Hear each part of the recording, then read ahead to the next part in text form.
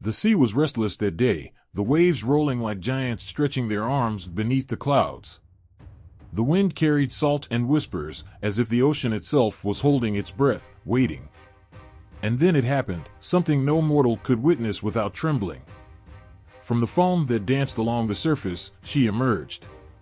Her skin shimmered like morning light kissing the water, and her hair poured down her back in golden streams that the waves longed to keep. She wasn't born with the cries of an infant, but with the stillness of something eternal. Aphrodite didn't stumble into existence, she arrived as if the world had always been waiting for her. The god stood silently as she stepped onto the shore. Even the sun seemed to slow its descent, caught between awe and jealousy. Every grain of sand beneath her feet felt honored to hold her weight. She glanced toward the heavens, not with curiosity, but with the quiet understanding of someone who already knew the stars by name. No one dared speak first, not even mighty Zeus. There was a softness in her gaze that made war feel like a forgotten dream and love an urgent need. Yet, behind that tenderness, something untamed lingered, like the ocean she rose from, gentle until provoked. The stories would claim she was born of sea foam, but the truth felt heavier. She wasn't a simple creation, she was the answer to a wound the cosmos had long ignored. Uranus had fallen, his blood mingling with the water, and from that pain, beauty rose. Not as a balm, but as a reminder that even from ruin, something exquisite could bloom. She walked without leaving footprints, yet everything shifted in her wake. Flowers, unbidden, bloomed along the shore. Birds, as if entranced, forgot the sky and gathered at her feet. The air thickened with something unexplainable, a pull that made even the most hardened hearts ache for things they had never known they wanted. Aphrodite lifted her arms, and the waves sighed, brushing against her legs like a lover afraid to let go. Her eyes flickered toward Olympus, and in that glance, the gods understood. Love had arrived, but not the soft, safe kind. This love carried storms, capable of breaking cities and binding kings. No one could decide if they feared her or longed for her more. Perhaps both. Hera clenched her fists, already sensing the chaos Aphrodite would weave between husbands and wives. Athena's stare was cold, knowing wisdom could only hold its ground for so long against desire. But neither goddess spoke aloud what they felt, because there was no undoing her arrival. The ocean continued its endless song, but something had shifted forever. There, standing beneath the sky, Aphrodite smiled as if she carried the secrets of the universe within her. And perhaps she did. A gentle breeze kissed her cheek, and as the sun dipped behind the horizon, the stars blinked awake, watching her with curiosity. Somewhere in the distance, a blacksmith's hammer echoed through the heavens, unaware that the heart it would soon call wife had just been born. No one could agree on where she truly came from, and maybe that was the point. Aphrodite belonged to the world, yet to no one in particular. Some whispered she was the daughter of Zeus, but the story never quite settled. Zeus, mighty as he was, didn't seem capable of crafting something so far beyond control. Others insisted her birth was older, tracing her to the sea foam and the shattered remains of Uranus. There was something poetic about that version, beauty rising from the downfall of a god, from pain so immense that the heavens themselves bled into the ocean. Love, it seemed, had to be born from something broken. Yet, when people looked at her, there was no sign of sorrow in her face. If she carried the weight of that violent beginning, she hid it beneath soft smiles and a gaze that could peel the armor off the hardest hearts. She moved through Olympus like someone who had always existed, and even Zeus kept his distance. That alone spoke volumes. Hera's eyes would narrow when Aphrodite passed by. There was no lineage to trace, no family ties to bind her. It was infuriating in its simplicity. Gods were supposed to fit into the grand design of Olympus, yet Aphrodite didn't need to fit. She was the exception to every rule. Some said she wasn't just born from the sea, but of it. That the foam still clung to her skin because the ocean refused to let go. She carried no memories of a father or mother, but perhaps she never needed them. Aphrodite's roots weren't bound to divine lineage. They stretched into the earth, the sky, and every corner of existence where desire stirred quietly beneath the surface. Even the Titans, locked away in Tartarus, felt her presence. She was older than the battles of gods and giants, older than the thrones they fought for. Maybe that's why no one dared claim her. To claim her was to invite a kind of vulnerability even immortals weren't ready to face. Still, there were whispers. Some believed she was Gaia's final gift to the world, a delicate answer to the brutal wars between her children. Others thought she was born from the night sky, woven from starlight and given form by Eros himself. The truth slipped through their fingers like water, no closer to being captured than she was. What mattered wasn't whose blood ran in her veins, but what she carried in her heart. Wherever she walked, flowers grew, hearts quickened, and eyes followed. Aphrodite didn't need the weight of ancestry. Her presence was proof enough that she belonged to something greater, something no god could claim for their own. Yet, the gods watched her carefully. She wasn't their sister, nor their daughter. And that made her dangerous. There was no telling what love could do when it owed nothing to the ones who ruled the heavens. She never asked for a seat at their table. Aphrodite didn't climb Mount Olympus like the others, clawing for power or begging for a sliver of recognition. She arrived, and the gods made room, not because they wanted to, but because they had no choice. The moment her bare feet touched the marble halls of Olympus, everything changed. Conversations quieted. Gods who once bickered endlessly over land, lightning, and war fell silent, their gazes fixed on her as if they were seeing light for the first time. But Aphrodite wasn't flattered. She walked past them with the ease of someone who had already been worshipped long before they knew her name. Zeus watched her carefully. His grip on the heavens was absolute, but even the king of gods felt the shift. Aphrodite wasn't just beautiful, she was disruptive.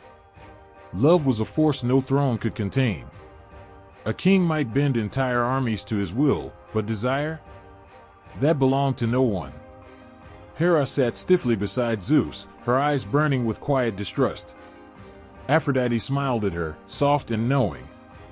There was no need for words, they both understood the game. Hera built her world on loyalty and rules, but love had no use for those things.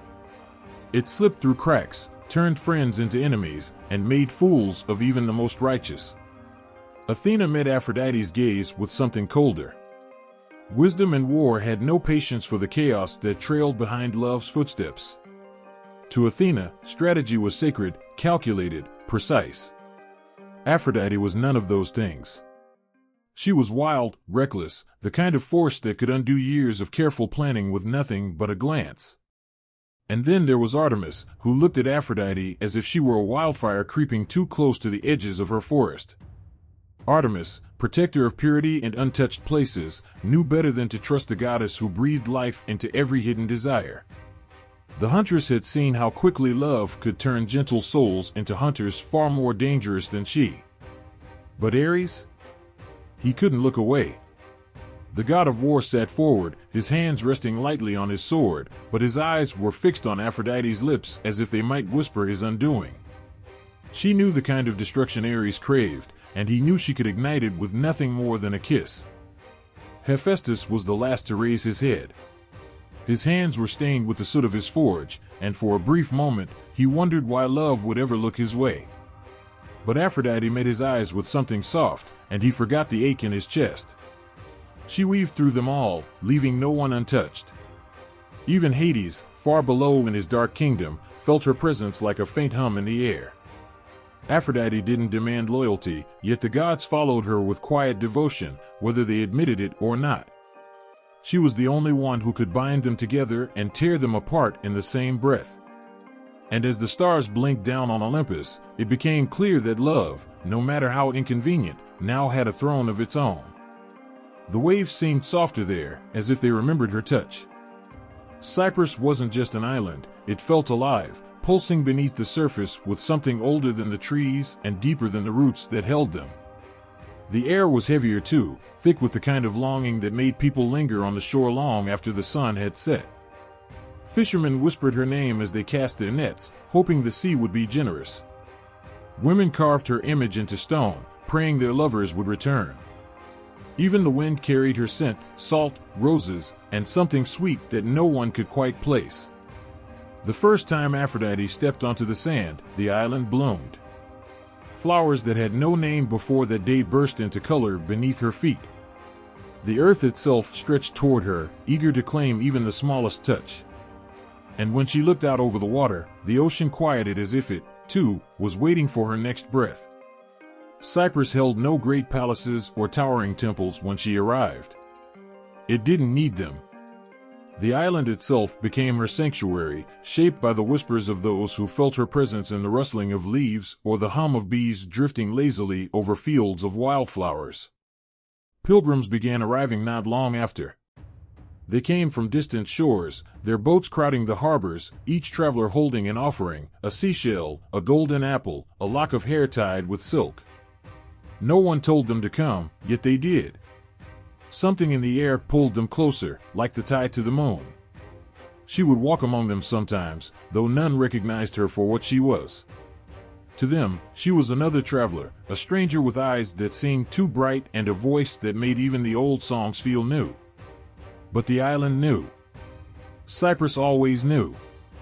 The temple rose slowly, stone by stone, though it never felt like enough. How could marble contain something as wild and infinite as Aphrodite? Still, they built it, perched on the cliffs where the sea met the sky. Doves circled above as if they, too, understood the holiness of that place. When the festivals came, the island glowed with firelight and music. The air throbbed with drumbeats, and the scent of incense wrapped around every corner of the temple. Women painted their faces with crushed petals, and men adorned themselves with wreaths of olive leaves. No one left the celebrations untouched, hearts grew lighter, hands reached for one another, and for a brief moment, the world felt as it should. But Cyprus wasn't just a place of joy. Lovers came to plead for her favor, yes, but others came to mourn. Aphrodite's name was spoken softly at the edges of graves, and her temple doors were often darkened by those carrying the weight of hearts left empty. She was love, after all, and love did not always heal. Sometimes it broke. Yet, even in grief, Cyprus stood as a reminder. No storm or sorrow could wash her away. The island, like Aphrodite herself, remained timeless, unyielding, and always waiting. They didn't need grand statues or carved words to know her. Aphrodite wasn't the kind of goddess bound by marble or gold. She lived in the pulse of the heart, in the soft hum of longing beneath the skin. Worship of her didn't start in temples, but in quiet moments, hands brushing against one another, lips meeting for the first time, the ache of a lover's absence. But as love often does, her influence grew. What began as whispered prayers beneath the stars soon became something the world could no longer keep hidden. The first shrines appeared not from command but from desire. Small altars, tucked into corners of homes, dotted the edges of cliffs where the wind carried prayers out to sea. Simple things, a shell from the shore, a cluster of freshly picked roses, a flickering flame that burned long into the night. On the island of Cyprus, they said she walked the beaches at dusk, leaving footsteps no wave dared erase. In Corinth, her presence lingered in the air, and lovers met beneath her gaze, offering stolen kisses as tribute. The cults that rose in her name were not born from fear or obligation, but from longing. To worship Aphrodite was to surrender to that longing, to let it shape you, soften you, and sometimes undo you. The temples that followed were unlike any others. They were not cold places of judgment or quiet reflection. They breathed with life. Flowers draped over their entrances, and inside, the scent of jasmine and myrrh clung to the air like a second skin. Priestesses of Aphrodite didn't stand apart from the world, they were part of it, their laughter mingling with the songs of festivals and the cries of those whose hearts had been broken. In Corinth, the temple stood high above the city, overlooking the sea. Travelers climbed the steep paths, their hands heavy with offerings, bracelets, perfume, honey-sweet wine. But it was never the gifts that mattered. What mattered was the intention, the unspoken hope that love, no matter how distant, might hear their call. The priestesses there were more than guardians of the temple. They were vessels of Aphrodite's will, embodiments of love and passion. Some offered counsel, while others danced during the great festivals, moving in ways that left even the most hardened souls breathless. Their presence was a reminder: love wasn't just a word or an idea. It was alive, burning brightly in every corner of the world. In some cities, women left gifts at the temples before their weddings, hoping for the goddess's blessing. Men carved her name into the wood of their ships, believing she would guide them safely home to the ones they loved. And for those who had lost a lover, lost hope, lost themselves, Aphrodite's temples became places of quiet mourning. The goddess of love, after all, was not blind to the pain love could bring. But there was never bitterness in her worship.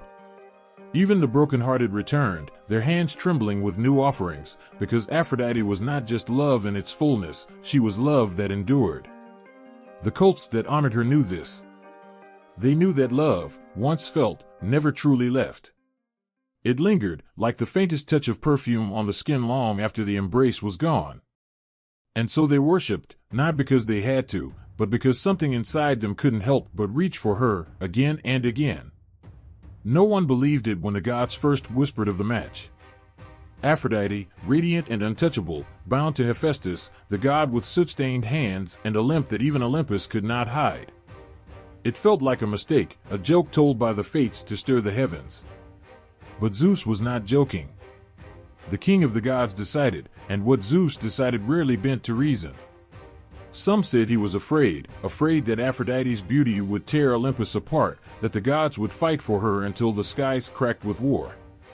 Others thought Hera's jealousy had whispered in Zeus's ear, nudging him to tether love to something unthreatening.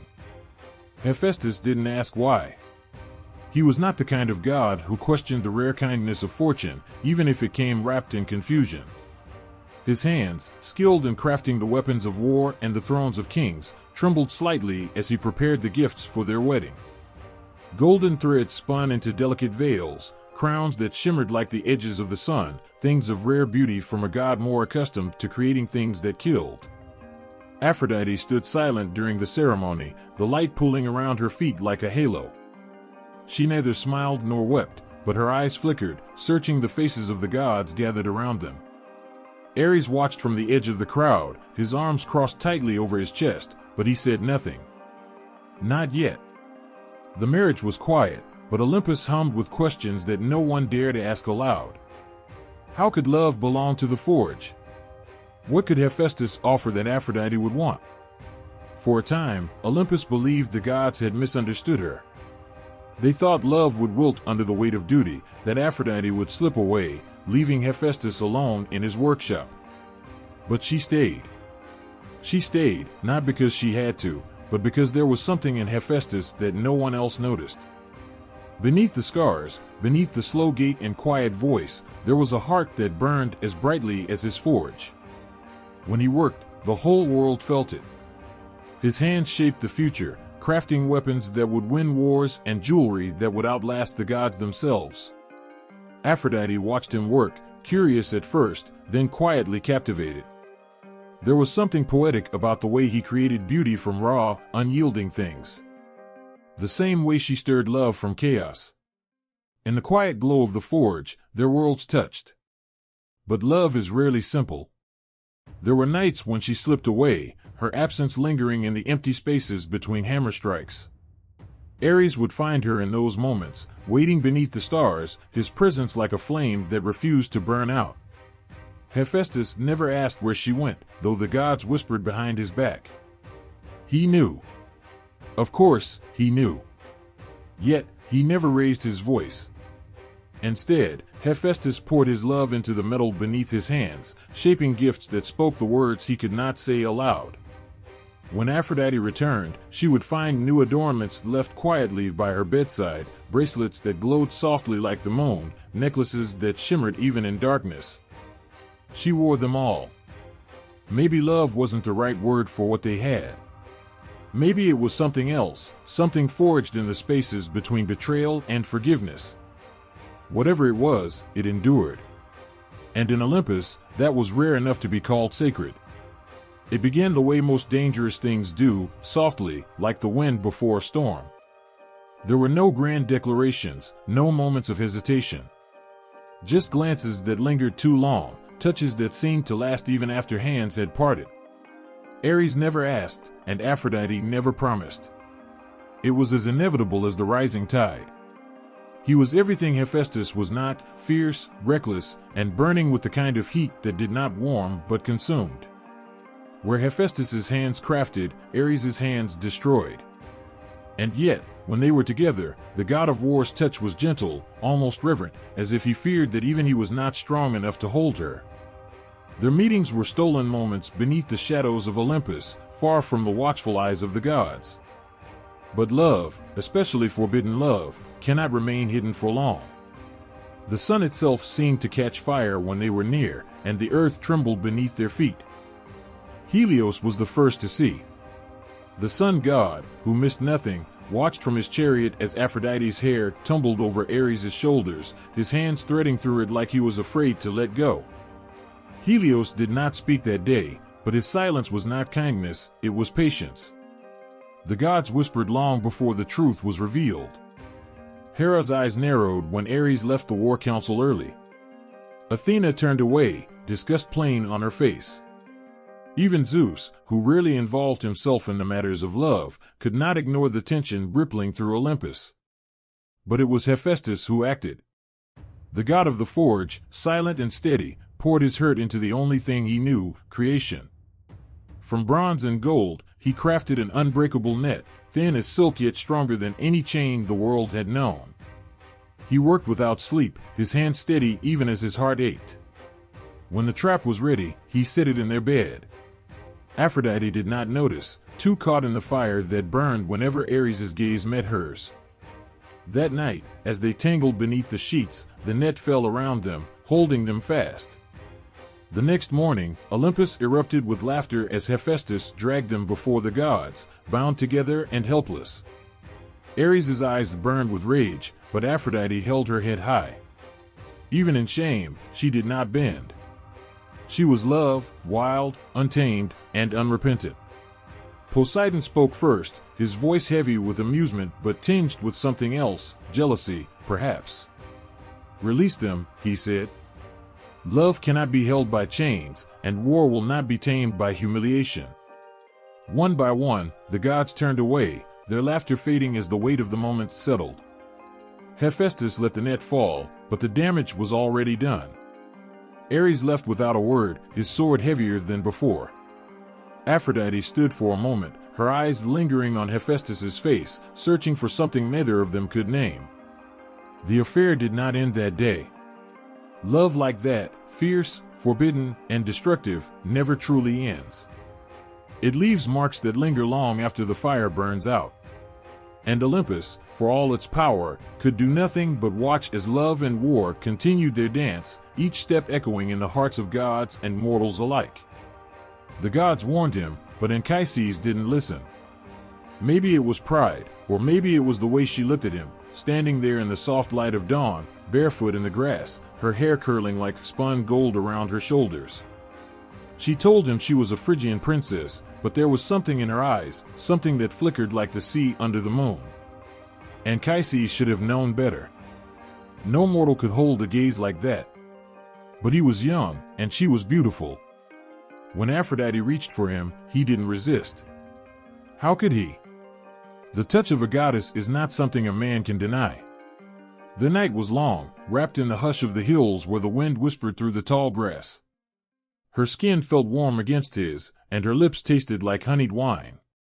He traced the curve of her back, memorizing every inch, every soft sigh that escaped her lips. And when the stars faded and the sun rose, she lay beside him still, no longer a princess, but something far more ancient. Anchises woke with the weight of her name on his tongue.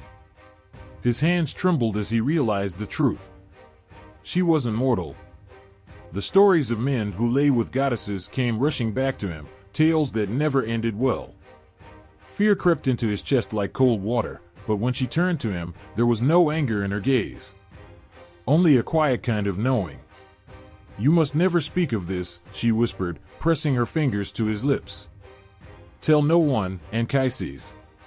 If you do, the wrath of the gods will find you." Anchises nodded, but the warning settled uneasily in his heart. Months passed, and he tried to forget. But one day, as the sun stretched long shadows across the hills, she returned. This time, she did not come alone. In her arms, she carried a child, a boy with eyes like burnished gold and a face too perfect to belong to any mortal son. She laid him gently at Anchises' feet. "His name is Aeneas," she said softly, brushing the hair from the infant's brow. "He will be strong, Anchises. Stronger than you can imagine. Raise him well, and know that through him, your blood will live on for generations to come." Anchises knelt beside the child, his fingers brushing the soft curls at the crown of his head. Aeneas stirred, his tiny hand curling around his father's thumb. Aphrodite's gaze lingered on them both, but there was something distant in her eyes, something Anchises couldn't name. Perhaps it was sorrow.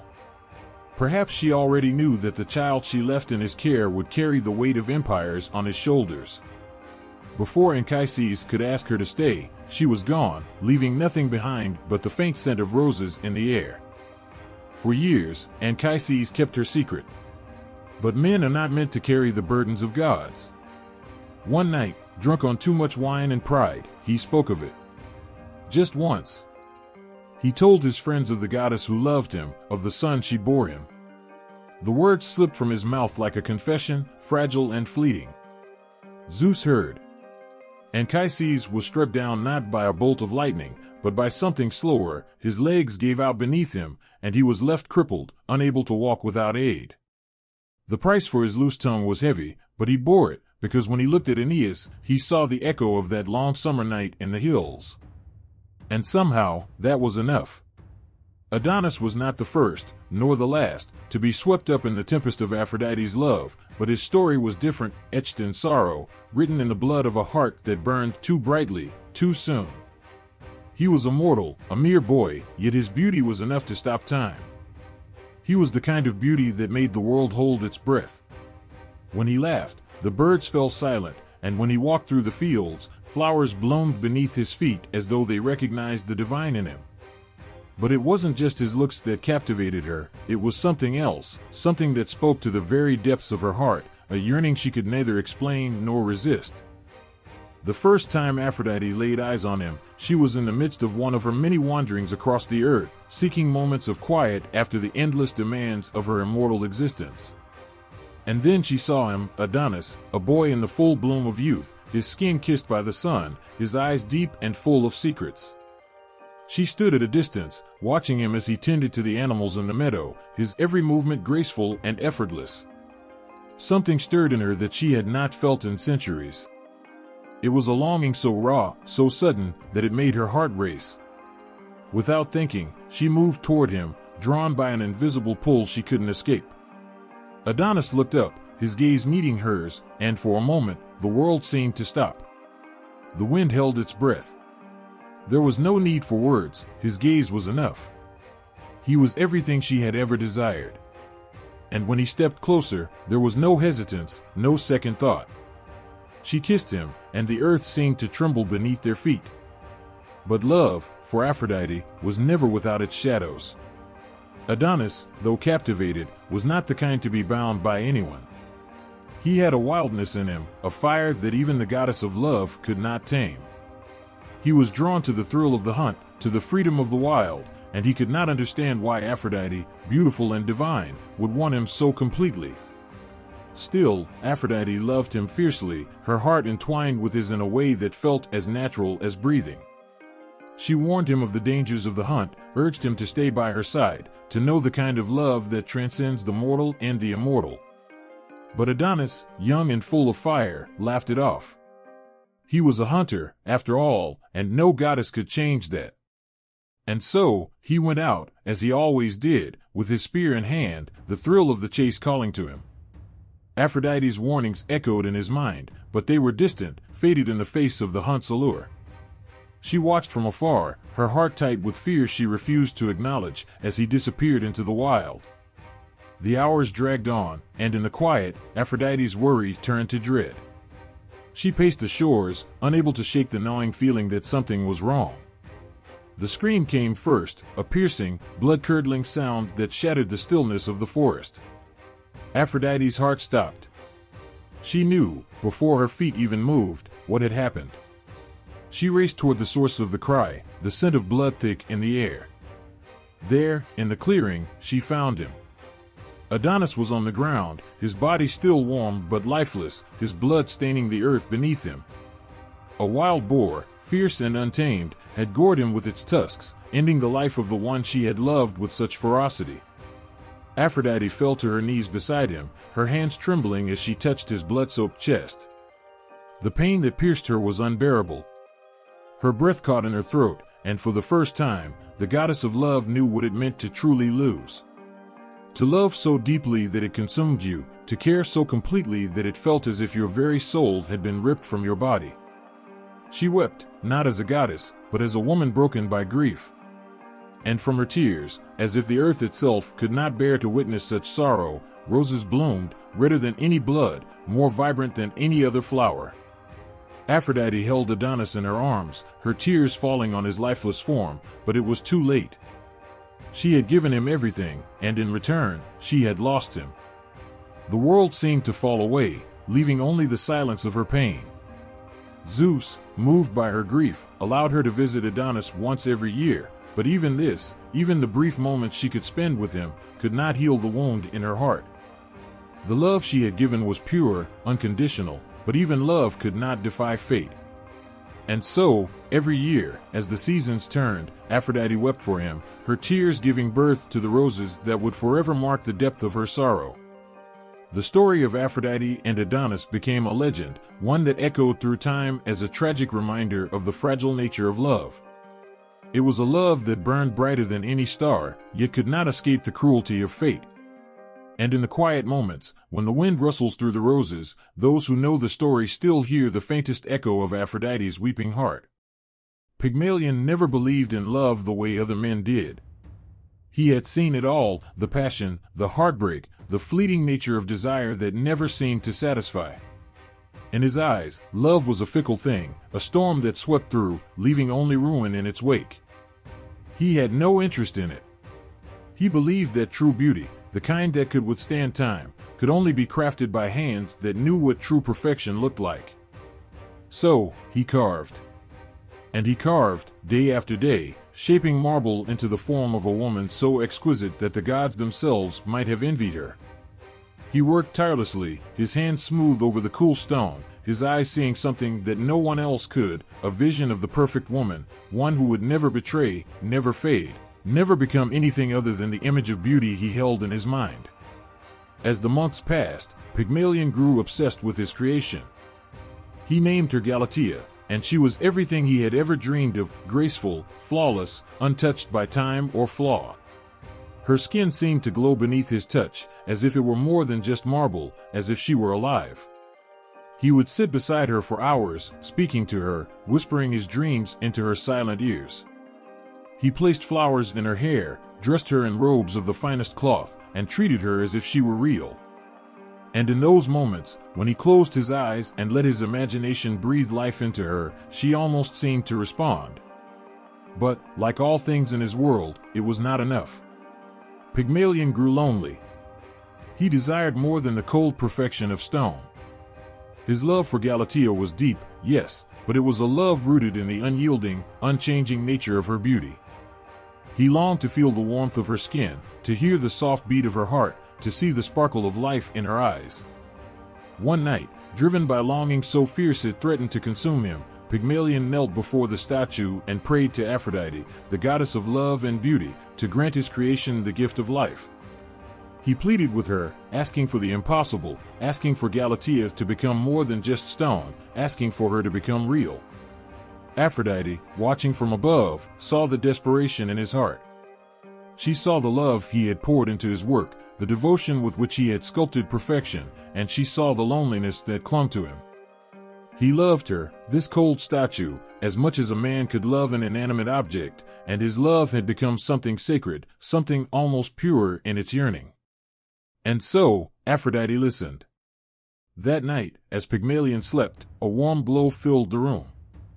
The goddess, with the gentle grace only she could possess, breathed life into Galatea. Slowly, imperceptibly, the stone began to soften, the marble transforming beneath her touch, taking on the warmth of human skin.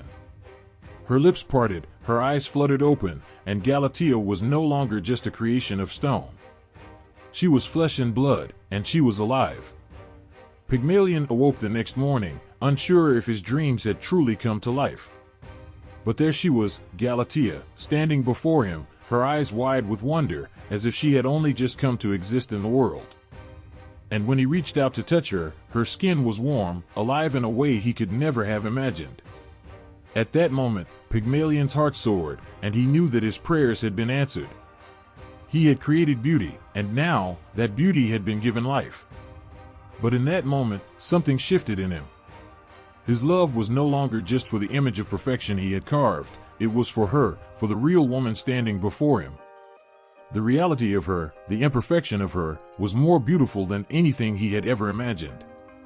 Her laughter, her breath, the way she moved, everything about her was far more magnificent than the cold, flawless statue he had once admired. Galatea, too, felt something stir within her. She looked at Pygmalion not with the eyes of a mere statue, but with the eyes of someone who had just been awakened to the world. She saw him, not as a creator, but as a man, flawed and beautiful, just like the love that had brought her into being. And as their love grew, Pygmalion learned what it meant to truly love, not a thing of perfection, but a person with all the vulnerability, the warmth, and the tenderness that came with being alive. It was not a love that could be molded from marble or crafted by hands alone. It was a love that had to be lived, a love that could not be sculpted or shaped, but had to be allowed to grow, to breathe, to change. Aphrodite had given them the gift of life, but it was the love between Pygmalion and Galatea that turned that gift into something truly extraordinary. It transcended art, transcended the physical beauty of stone and flesh, and became something timeless, a love that was real, that was flawed, but that was so much more than anything either of them had ever imagined. It was the kind of love that could not be captured in any work of art, no matter how perfect. It was the kind of love that lived beyond the boundaries of time, beyond the limits of mortal understanding.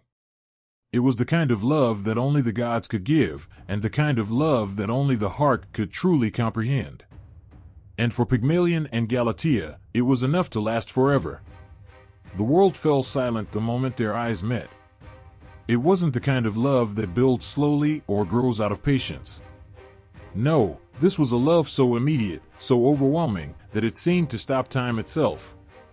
For Psyche, it was as if the earth had shifted beneath her feet, and for Eros, the god of love, it was as though the power he wielded, the very essence of desire, had turned against him. Eros, the son of Aphrodite, was a god known for his mischief. His arrows, dipped in the magic of love, could make the mightiest warriors fall in love with the simplest of mortals. His power was unmatched. But for all the havoc he had wreaked in the hearts of gods and men, he had never known a love that consumed him in return. Not until he met her. Psyche was no goddess, no immortal creature woven from the very threads of beauty. She was mortal, a princess whose beauty was so stunning, so radiant, that it stirred the jealousy of even the gods. Mortals who gazed upon her were struck speechless, and men who tried to woo her fell short, unable to win her favor. They tried to offer her riches, power, and kingdoms, but none could have what Psyche possessed, an inner beauty that left them all empty-handed. It was Aphrodite, Eros' mother, who first saw the threat in Psyche's beauty. Her jealousy knew no bounds. She commanded her son to cast a spell upon Psyche, to make her fall in love with the most vile, the most hideous creature to walk the earth. She believed that in doing so, she could strip away the pride of a mortal who dared to rival her own radiance. Eros, ever playful, obeyed without hesitation. Yet when he saw her for the first time, Psyche, standing in the golden light, her beauty untouched by the years, he found himself caught in a way he never imagined. His bow, the instrument of his power, wavered in his hands. He struck his own heart with one of his own arrows, and just like that, he was lost. He, the one who caused love, had become a victim to it himself. In a moment of pure chaos, his arrow missed its mark. Instead of causing Psyche's heart to ache with love for a monster, Eros found himself mad with longing for the very woman he was meant to destroy. So, instead of obeying his mother's command, he fled, afraid of the force his own emotions had unleashed. But love, even when not intended, cannot be undone so easily. And so it was that Eros, the god of love, took Psyche into his care, under the veil of darkness, in a secret palace far away. He came to her each night, but only in the dark. She never saw his face, for he forbade her to. Love, he told her, could only be trusted in shadows. She had to trust him without knowing him fully, without the certainty of his true form. Psyche, with the heart of a mortal, did not understand. She loved him, deeply, desperately, but she could not help the growing curiosity that gnawed at her soul. She longed to see him, to know him fully, to understand the man who made her heart beat faster with every moment he was near. But Eros, bound by his own fear of rejection, would not allow her to see his true face. The love they shared was beautiful but fragile, held together by secrecy and desire. The power of love, the magic Eros had poured into Psyche's heart, became something of a torment. Her love for him grew, but so did her doubt. She began to question whether he truly loved her, or if she was simply a toy in the hands of a god, destined to be discarded when he grew bored. The insecurity in her heart grew with every passing night. How could she love him, truly, if she could not know him? One night, in the stillness of her chambers, Psyche made a decision. She would see him, no matter the cost. As he slept beside her, his godly form relaxed in peaceful slumber, she lit a lamp and gently, carefully, gazed upon him. And there he was, Eros, not the beast her mind had conjured, but a creature of unparalleled beauty. His form radiated warmth, his skin golden, his wings delicate like those of a butterfly. His eyes that had once been the instruments of his mischief, were now soft with love, filled with an emotion so pure that it felt like the first rays of sunlight after a long night. In that moment, her heart shattered, not with regret, but with an overwhelming sense of truth. Eros loved her, truly, with a depth that reached beyond the simple arrows of passion. He loved her not just because of her beauty, but because of her soul, her courage, her vulnerability. But as she gazed upon him, a single drop of oil fell from the lamp, burning his skin. Eros awoke, his face contorted in pain, and for the first time, their love was tainted by the consequences of her actions. He fled, leaving her alone, broken-hearted and filled with guilt. In her grief, Psyche sought to redeem herself, to win back his trust. She faced trials, each one more dangerous than the last, tasks set by Aphrodite, who still held a bitter jealousy toward her. Through it all, Psyche's love for Eros never faltered. Each challenge she faced only deepened her resolve, her heart more determined to prove her love. In the end, Psyche's unwavering love and her ability to endure the trials set before her earned her a place among the gods. Eros, too, was moved by her perseverance, and in time, he returned to her. They were reunited, their love now stronger than ever, forged in the fires of adversity. And so, the power of Eros and Psyche became a legend, one that told of love that could transcend obstacles, of trust that could heal even the deepest wounds. It was a love that proved that even gods were vulnerable, and that the heart, when true, could overcome anything, even the greatest of gods. It started with a simple promise, an offer that would change the fate of the world. Aphrodite, the goddess of beauty, was not one to shy away from her power. She knew the weight her beauty carried, knew the way it could bend kings, warriors, and gods to her will. But the day she stepped into the judgment of Paris, she knew that this would not be just another conquest. This moment would spark a fire that no one, not even the gods, could extinguish. The scene was set at the wedding of Peleus and Thetis, a celebration that should have been a time of joy, yet it was marred by one goddess's absence, Eris, the goddess of discord. Insulted by not being invited, Eris took a golden apple, inscribed with the words "for the fairest," and threw it into the midst of the gathering. Immediately, chaos ensued, as three of the most powerful goddesses, Hera, Athena, and Aphrodite, claimed the apple as their own. All of them believed they were the fairest of all, and each one wanted that title for herself. A contest was set. Paris, a prince of Troy, was chosen to be the judge.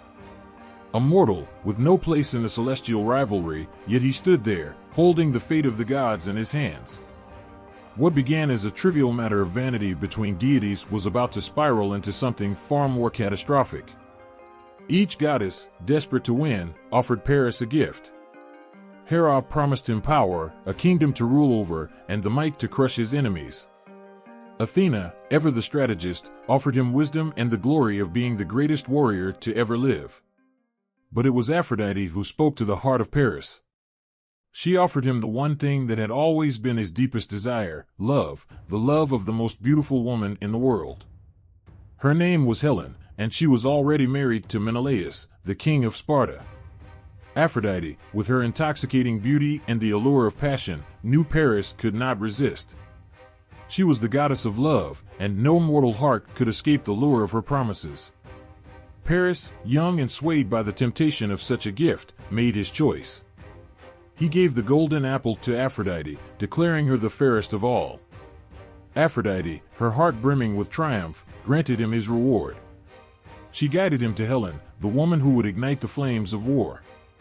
Paris, with her blessing, sailed to Sparta, and there, he seduced Helen. She, too, was struck by the power of Aphrodite's influence, and despite the bonds of marriage, she was swept away by Paris's charm. It was not love as mortals knew it.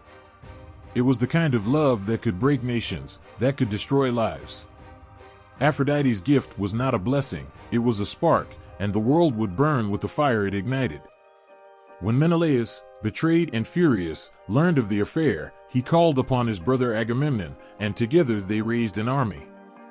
The walls of Troy would soon be under siege.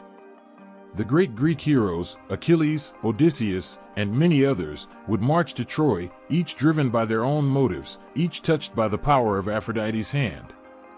The Trojan War began, and it was nothing less than a tragedy that would claim the lives of countless heroes and royals. Men would die in battle, friendships would be broken, and the once great city of Troy would be reduced to rubble. And through it all, Aphrodite stood as the catalyst, the one whose promise of love had led to the downfall of both Troy and Greece. Her role in the war was not just one of consequence, but of personal involvement. Though she had caused the conflict, she could not escape its repercussions. She watched as the warriors she had influenced fought and bled. She witnessed the death of her son, Aeneas, who narrowly escaped the fall of Troy, and she mourned the loss of the beauty she had once so effortlessly wielded.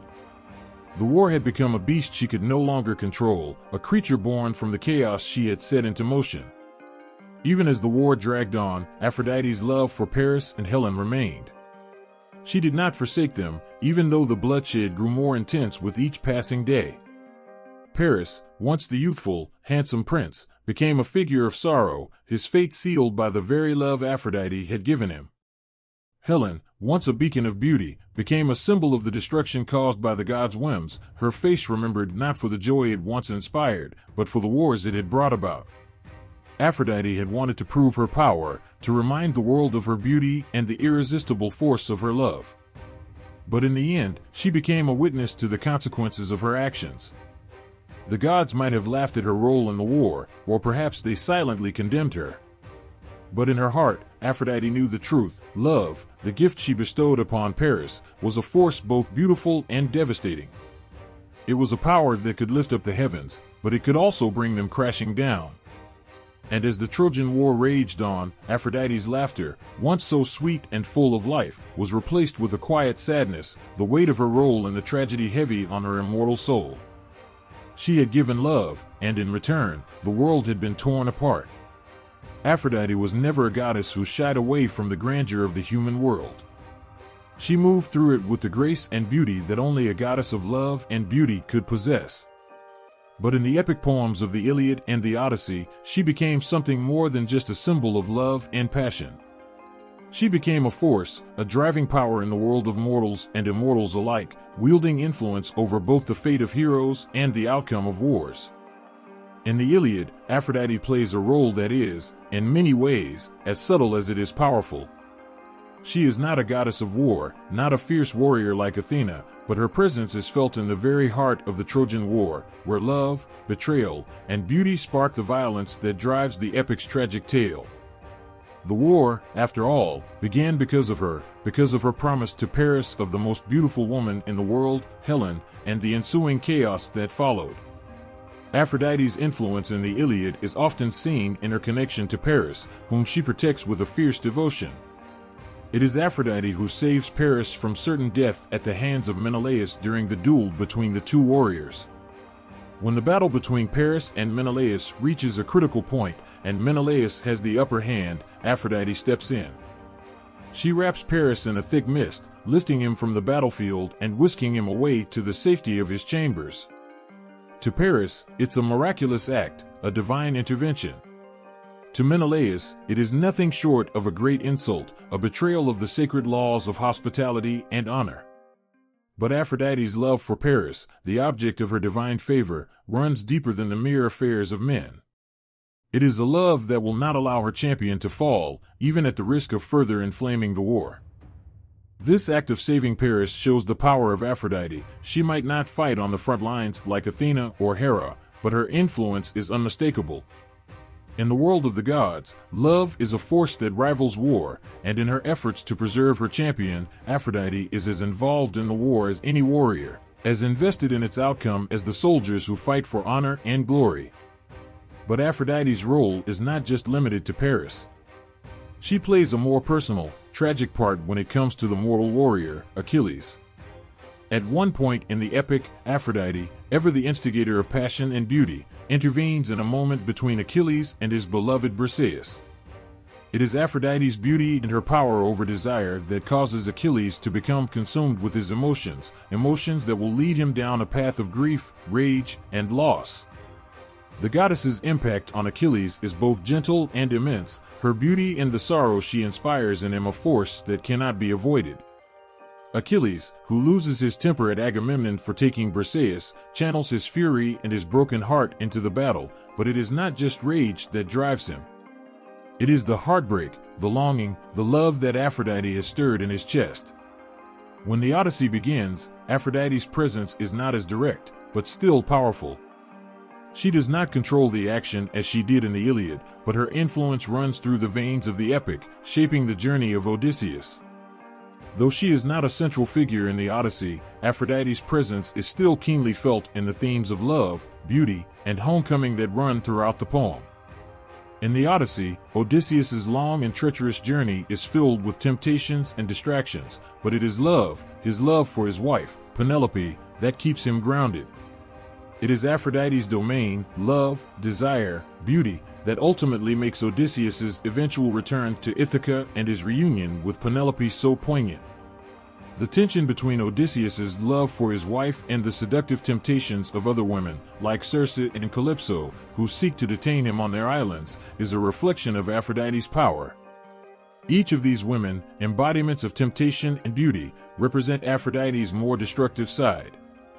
The allure of love and passion are powerful, yet, in the end, it is the true, enduring love of Penelope that pulls Odysseus back home.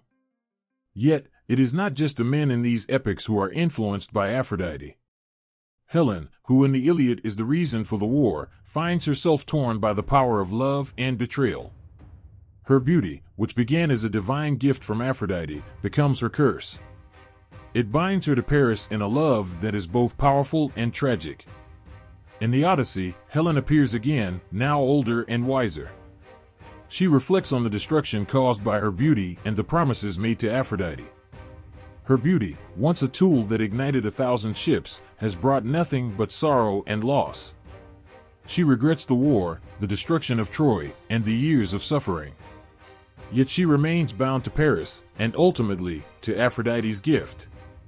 What makes Aphrodite's role in both epics so compelling is that she is not a goddess who deals in absolute good or evil. She is not like Athena, who battles for justice, or Hera, who seeks power and control. Aphrodite is a goddess of complexity. She does not act with the intention to destroy, but often her influence results in destruction. She gives love, and love, as any mortal can attest, is never without its contradictions. In both the Iliad and the Odyssey, Aphrodite's interventions, whether it's saving Paris from death, inspiring Achilles' rage, or tempting Odysseus with beauty, show that love is a force as unpredictable and wild as the gods themselves. It is not always a gentle power. Love can heal, but it can also wound. It can build, but it can also tear apart. Aphrodite's presence in these epic tales reminds us of this truth. Love, in all its forms, is the most potent force in the world, capable of both creating and destroying, of offering beauty and then exposing the ugly consequences that come with it. Aphrodite had always been a goddess whose presence was deeply felt in the lives of mortals. Her beauty, her allure, and the irresistible pull of love were forces that shaped the hearts of men and women across the ancient world. But beyond her divine beauty, Aphrodite was a goddess whose influence reached into the very soul of humanity, molding the course of mortal affairs with the slightest touch of her power. When she intervened in mortal lives, it wasn't just to spread joy or happiness, it was to ignite passions that could fuel kingdoms, forge alliances, and destroy families. Aphrodite's role was not just that of a goddess of love, but of the complexities that love entails: desire, heartbreak, obsession, and the irresistible longing for connection. The very act of falling in love, an experience that every mortal, from kings to peasants, could relate to, was a gift and a curse in the hands of Aphrodite. She knew how love could consume, how it could tear apart even the strongest of wills, leaving nothing but chaos and longing in its wake. And it was this complexity of love, the duality of creation and destruction, that Aphrodite wove into the fabric of mortal existence. One of the most famous examples of her intervention in mortal affairs was the relationship between Paris and Helen. Paris, a mortal prince, was caught up in a web of divine promises and desires, each one pulling him in a direction he could not control. Aphrodite's offer to Paris, the golden apple promising him the love of the most beautiful woman in the world, was the spark that ignited the Trojan War. She gave Paris Helen, but in return, she gave the world a tragedy, a war that would tear apart a great civilization, causing the deaths of countless warriors and the fall of an ancient city. The destructive power of Aphrodite's love was not only evident in the grand tragedies of war. It also seeped into the lives of individual mortals, shaping the course of their fates in ways that were both beautiful and cruel. The story of Pygmalion and Galatea is a testament to this. Pygmalion, a sculptor who had grown disillusioned with the women of his time, created an ivory statue of his perfect woman. So perfect was his creation, so alive in his mind, that he fell in love with it. His devotion and passion were so intense that Aphrodite, moved by his sincerity, brought the statue to life. Galatea, the statue, became a living, breathing woman. Their love, born out of art, transformed both Pygmalion and Galatea, showing how even the most impossible desires could be made real through Aphrodite's grace. But there was a price to be paid for this love, a price that only the gods could demand. Aphrodite's involvement in mortal affairs was not limited to the joyful or the tragic. It was about the constant, eternal dance between creation and destruction. She didn't simply create lovers, she also created the conditions for the deepest heartaches. Consider the tale of Adonis, the beautiful youth loved by both Aphrodite and Persephone. This love triangle, born out of jealousy and desire, would end in tragedy. Adonis, caught between two powerful forces, was ultimately killed by a wild boar, a death that left Aphrodite heartbroken and devastated. Her grief was so profound that it became immortalized in the anemone flower, which bloomed from his blood. In this story, love was not just the force of joy, it was a painful reminder of its fleeting nature, its ability to take from you just as easily as it could give. In a way, Aphrodite's interference in the lives of mortals acted as a mirror to the gods themselves. Love could be a force of immense beauty, but it was also a force of overwhelming destruction. For every tale of love that bloomed under Aphrodite's watch, there was another of heartbreak and loss. She was a goddess of contrasts, capable of bringing joy to a lover's heart, but equally capable of driving them to madness or despair. For the mortals who found themselves under her influence, love was rarely simple, never easy. It was a tempest, an unrelenting force that shaped their destinies in ways they could neither understand nor control. But Aphrodite's influence did not always lead to war, death, or heartache. At times, her hand was gentle, nurturing love that brought peace and unity. Consider the story of Aeneas, the Trojan hero who was destined to found Rome. Aeneas, a mortal who had lost everything in the Trojan War, was under Aphrodite's protection. She guided him, helped him find love in the form of Dido, the queen of Carthage, and even though the relationship ended in tragedy, Aphrodite's involvement in Aeneas's life was ultimately part of a greater destiny. Through love, she set Aeneas on the path to founding a new empire, ensuring that love, even in its loss, could create something greater than itself. It was Aphrodite's ability to shape the hearts of mortals that made her such a powerful force. She did not simply govern love in the traditional sense, she governed every aspect of it: the fleeting moments of infatuation, the lifelong devotion, the burning passion that consumed everything in its path, and the heart-wrenching pain of loss. She could ignite the greatest of passions, or she could create the darkest of obsessions. Her power didn't stop at creating lovers, it reached into the very core of what it meant to be human. Aphrodite was the force that made mortals feel deeply, love fiercely, and suffer profoundly. The mortals who felt her touch would never be the same. Once touched by Aphrodite's influence, love was never simple again. The heart she touched could never forget the fire she sparked, whether it led them to great joy or unbearable sorrow. Through Aphrodite, mortals were reminded of the depth of their own desires, the complexity of their emotions, and the enduring power of love to shape their destinies. Aphrodite's role in mortal affairs was more than just a divine intervention, it was the force that pulled at the very fabric of human existence. Every love story she touched, every heart she influenced, was marked by her signature, the undeniable power of love. Whether the love led to happiness or tragedy, Aphrodite left her mark on the mortal world in a way no other goddess could. Aphrodite's very name was synonymous with allure, charm, and the intoxicating dance of seduction. She was the goddess who embodied the essence of attraction, the mistress of desire whose mere presence could stir emotions in both mortals and gods alike. Her power was not simply in her beauty, it was in her ability to manipulate the deepest, most primal urges of the heart. Aphrodite was the master of seduction, a goddess who knew how to pull at the heartstrings of anyone who dared to be touched by her influence. And in her world, love and lust were not separate, they were intertwined, impossible to separate. She understood that seduction was not just about physical beauty or charm. It was about knowing how to captivate the mind, the soul, and the heart. Aphrodite's power wasn't in the force of her will, but in the subtlety of her approach. She didn't need to force anyone to fall in love with her. No, she knew that true seduction was an art, a delicate weaving of emotions, a game of give and take, where every look, every touch, every word carried weight. Aphrodite was the goddess who could make someone fall for her without them even realizing it, until it was too late. Take the story of Paris, the mortal prince who was chosen to judge the contest between the goddesses Hera, Athena, and Aphrodite. When Aphrodite stepped forward, offering him the most beautiful woman in the world, Helen, who was already married to Menelaus, she didn't simply offer a prize. She offered a taste of the kind of love that would consume him. It wasn't the love of a queen or a woman of noble birth, it was the kind of love that was raw, passionate, and irresistible. Aphrodite didn't need to convince Paris to choose her. She just needed to awaken that fire inside him, to make him feel that desire in the deepest part of his soul. And with that, she had him.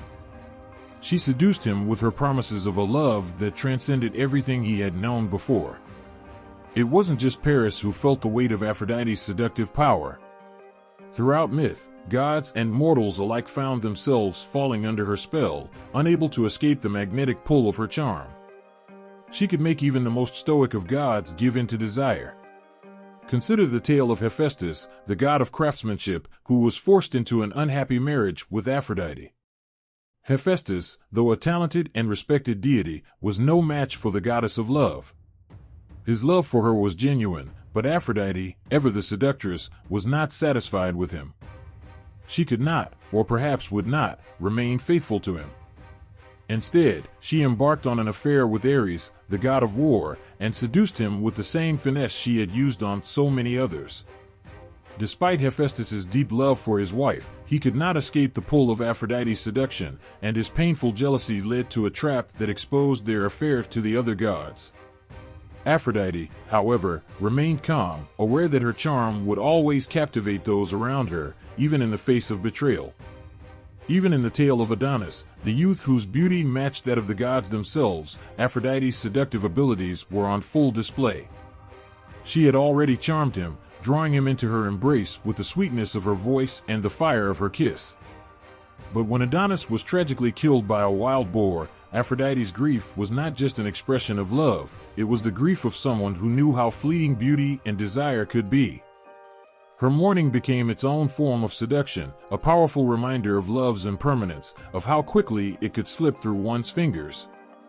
The blood of Adonis would turn into flowers, the anemone, continuing to seduce anyone who laid eyes on them with their beauty, a lasting symbol of Aphrodite's influence on the mortal world. Aphrodite knew that the art of seduction was not just about the physical, it was about creating a connection that was deeper than the surface. She didn't simply charm with her beauty or grace, she knew how to captivate the hearts of those who had no intention of falling for her. She could turn a simple glance into a longing, a fleeting touch into an obsession.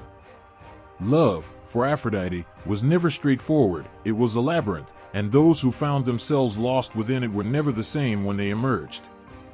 It wasn't always about the physical act of seduction either. Sometimes, it was about the promise of something more, the unspoken promise of intimacy, of the fire that could spark between two souls when they allowed themselves to be vulnerable. Aphrodite was the goddess who knew how to pull at the threads of a person's deepest desires, to make them yearn for something they never thought possible. And once they were caught in her web, there was no escape. But the danger of Aphrodite's seduction was that it wasn't always about a shared, mutual love. Her gifts of passion were often selfish, driven by her own desires and whims. When she seduced someone, it was not necessarily for their own good, it was for hers, for the enjoyment of her own beauty, her own power. And sometimes, the consequences of her seduction were devastating. The people she loved, mortals, gods, and heroes alike, found themselves caught in a whirlwind of emotions that was impossible to control. In the end, love often became a weapon, used to manipulate and control, with no regard for the consequences. Aphrodite understood this. She knew that love could be as much a curse as a blessing. Aphrodite was not a goddess who cared for the consequences of her actions. She was above such things. Her role was to stir passion, to ignite desire, and to teach those who crossed her path what it meant to truly feel. Love was her domain, and with it came both beauty and destruction. She was the ultimate seductress, effortless, unstoppable, and forever intertwined with the hearts of all who crossed her path. Aphrodite's form has been etched into the memory of humankind through marble, bronze, and paint. She stands in galleries and temples, her beauty frozen in time, yet radiating life from cold stone and pigment. Artists reached for her image not with hesitation, but with reverence, because to capture Aphrodite was to chase the unattainable, to mold desire itself into form. The curve of her hip, the tilt of her head, the soft lines of her face, each chisel stroke whispered her power. Her body was not simply a reflection of beauty, it was the embodiment of love's force, the physical echo of seduction, longing, and allure. Artists could not simply represent Aphrodite, they felt the need to breathe her essence into every sculpture, as if failing to do so might anger the goddess herself. In the hands of Praxiteles, Aphrodite took her most famous form. The Aphrodite of Knidos stood bare, unashamed, and eternal. When this statue was unveiled, it was said that visitors flocked to see her not as a piece of art, but as if she were alive, a vision of the goddess herself standing in the temple. It was not just the nudity that captivated them, though that was rare for the time. It was the softness of her stance, the delicate way her hand drew attention yet concealed her form. She was human in her vulnerability, divine in her confidence.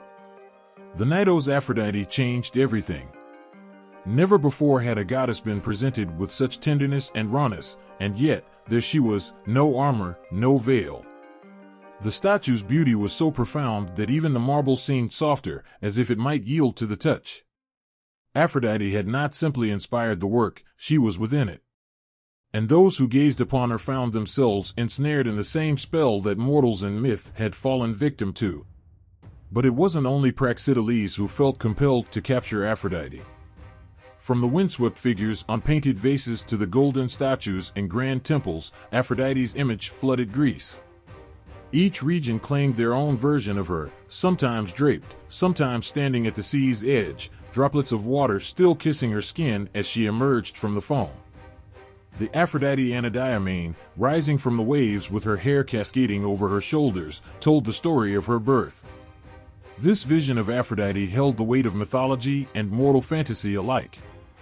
The sculptors of the classical world didn't need to exaggerate. Aphrodite's allure was not in excess, but in balance, the gentle curve of her spine, the precise tilt of her chin. They understood that seduction was not loud but quiet, a whisper rather than a shout. This restraint, this subtle invitation, was what made her so powerful. As Greek influence spread, so did Aphrodite's image. The Romans, captivated by the goddess, named her Venus and carried her likeness across their empire. Temples to Venus flourished, each statue standing as a reminder that love, beauty, and desire transcended borders and language. The Venus de Milo, found centuries later on the island of Melos, would again ignite the world's obsession with the goddess. Though her arms were lost to time, the tilt of her waist and the gentle expression on her face remained untouched by the ages. What made Aphrodite's image so unforgettable was not simply the technical skill of the artists, but the emotion they poured into their work. In each sculpture, Aphrodite seemed to look beyond the stone, as if she saw those who gazed upon her. There was intimacy in the art, a silent conversation between mortal and divine. Even the smallest of her depictions, tiny terracotta figures, worn by time, carried an unmistakable charm. Farmers placed them in their homes, sailors took them to sea, and young lovers whispered prayers to them, hoping to catch the goddess's favor. Aphrodite was not distant, she was part of their world, her presence felt in the soft glow of firelight and in the cool marble of temple halls. In the end, no artist could truly capture all that Aphrodite was. Each attempt, each masterpiece, was only a fragment, a reflection of one facet of her vast power. But perhaps that was the point. To chase Aphrodite through art was to chase love itself, impossible to fully grasp, but irresistible to pursue.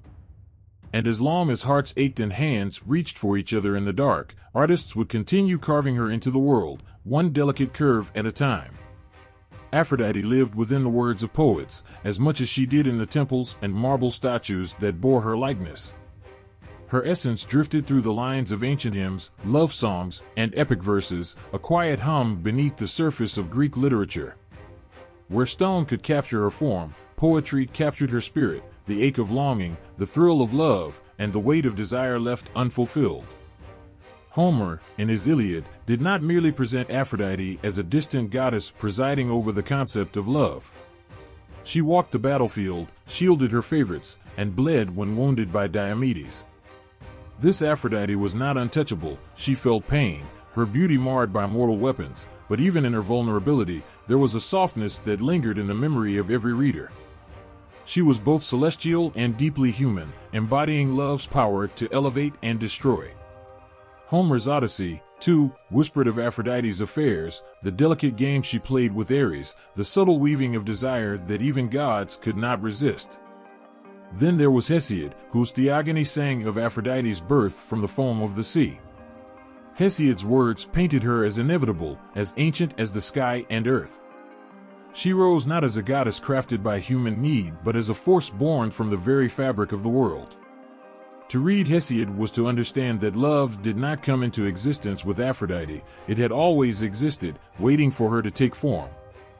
But it was the lyric poets, those who wrote not of war or gods, but of the heart, who knew Aphrodite most intimately. Sappho, the poet of Lesbos, wrote to Aphrodite directly, her verses trembling with the weight of longing. She called to the goddess, not with the reverence of a supplicant, but with the raw desperation of a woman who knew what it was to suffer under love's weight. Come to me now, and free me from harsh care. And all that my heart longs for, grant me. Sappho's Aphrodite was tender but powerful, a goddess who could bend fate with the softest of touches. She did not simply bring love, she brought release from the agony that love could cause. Sappho's verses clung to Aphrodite like a plea, echoing through time, reverberating in the hearts of anyone who had ever been struck by passion's unbearable ache. But not all poets painted Aphrodite as a gentle comfort. Euripides, in his tragedies, revealed the darker side of her influence. In Hippolytus, Aphrodite exacted vengeance on those who spurned her gifts. When the young prince Hippolytus rejected love in favor of chastity, it was Aphrodite who wove the web of his downfall. She ensnared his stepmother, Phaedra, in forbidden desire, driving her to confess love for her stepson, an admission that would lead to tragedy. Euripides' Aphrodite was fierce, unrelenting, proof that love, when disrespected, could become a weapon as sharp as any sword. Even the light-hearted comedies of Aristophanes could not escape Aphrodite's touch. In Lysistrata, the women of Greece wielded desire as a tool of war, withholding love from their husbands to force an end to conflict. Here, Aphrodite was not a figure in the background, she was the very foundation of the plot, her domain twisted into a political instrument. Aristophanes recognized that love and lust were not mere distractions, but forces capable of shaping the fate of nations. Beyond Greece, Aphrodite's influence stretched into Roman literature, transformed into Venus, but never losing the essence of who she was. Virgil's Aeneid dripped with her presence, from the birth of Aeneas to his forbidden love with Dido. In Ovid's Metamorphoses, Aphrodite wove herself into countless tales of transformation, Pygmalion's statue, Atlanta's race, the doomed lovers of tragic fables. Ovid's Aphrodite was not bound by morality or consequence. She existed in every fleeting kiss, in every stolen glance, in every moment where one heart leaned too closely to another. Aphrodite's voice did not fade with time. Her name slipped from the tongues of poets long after the Greek and Roman empires crumbled, living on in the verses of later generations.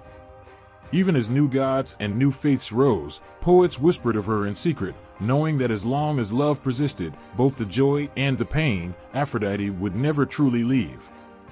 Her name may have belonged to the ancients, but her touch lingered in the ink of every poet who dared write about love. Aphrodite's presence stretched far beyond temples and poetry. She wove herself into the minds of philosophers, lingering in the spaces where love became not just an emotion, but an idea to be dissected, questioned, and understood. She was more than a figure of desire.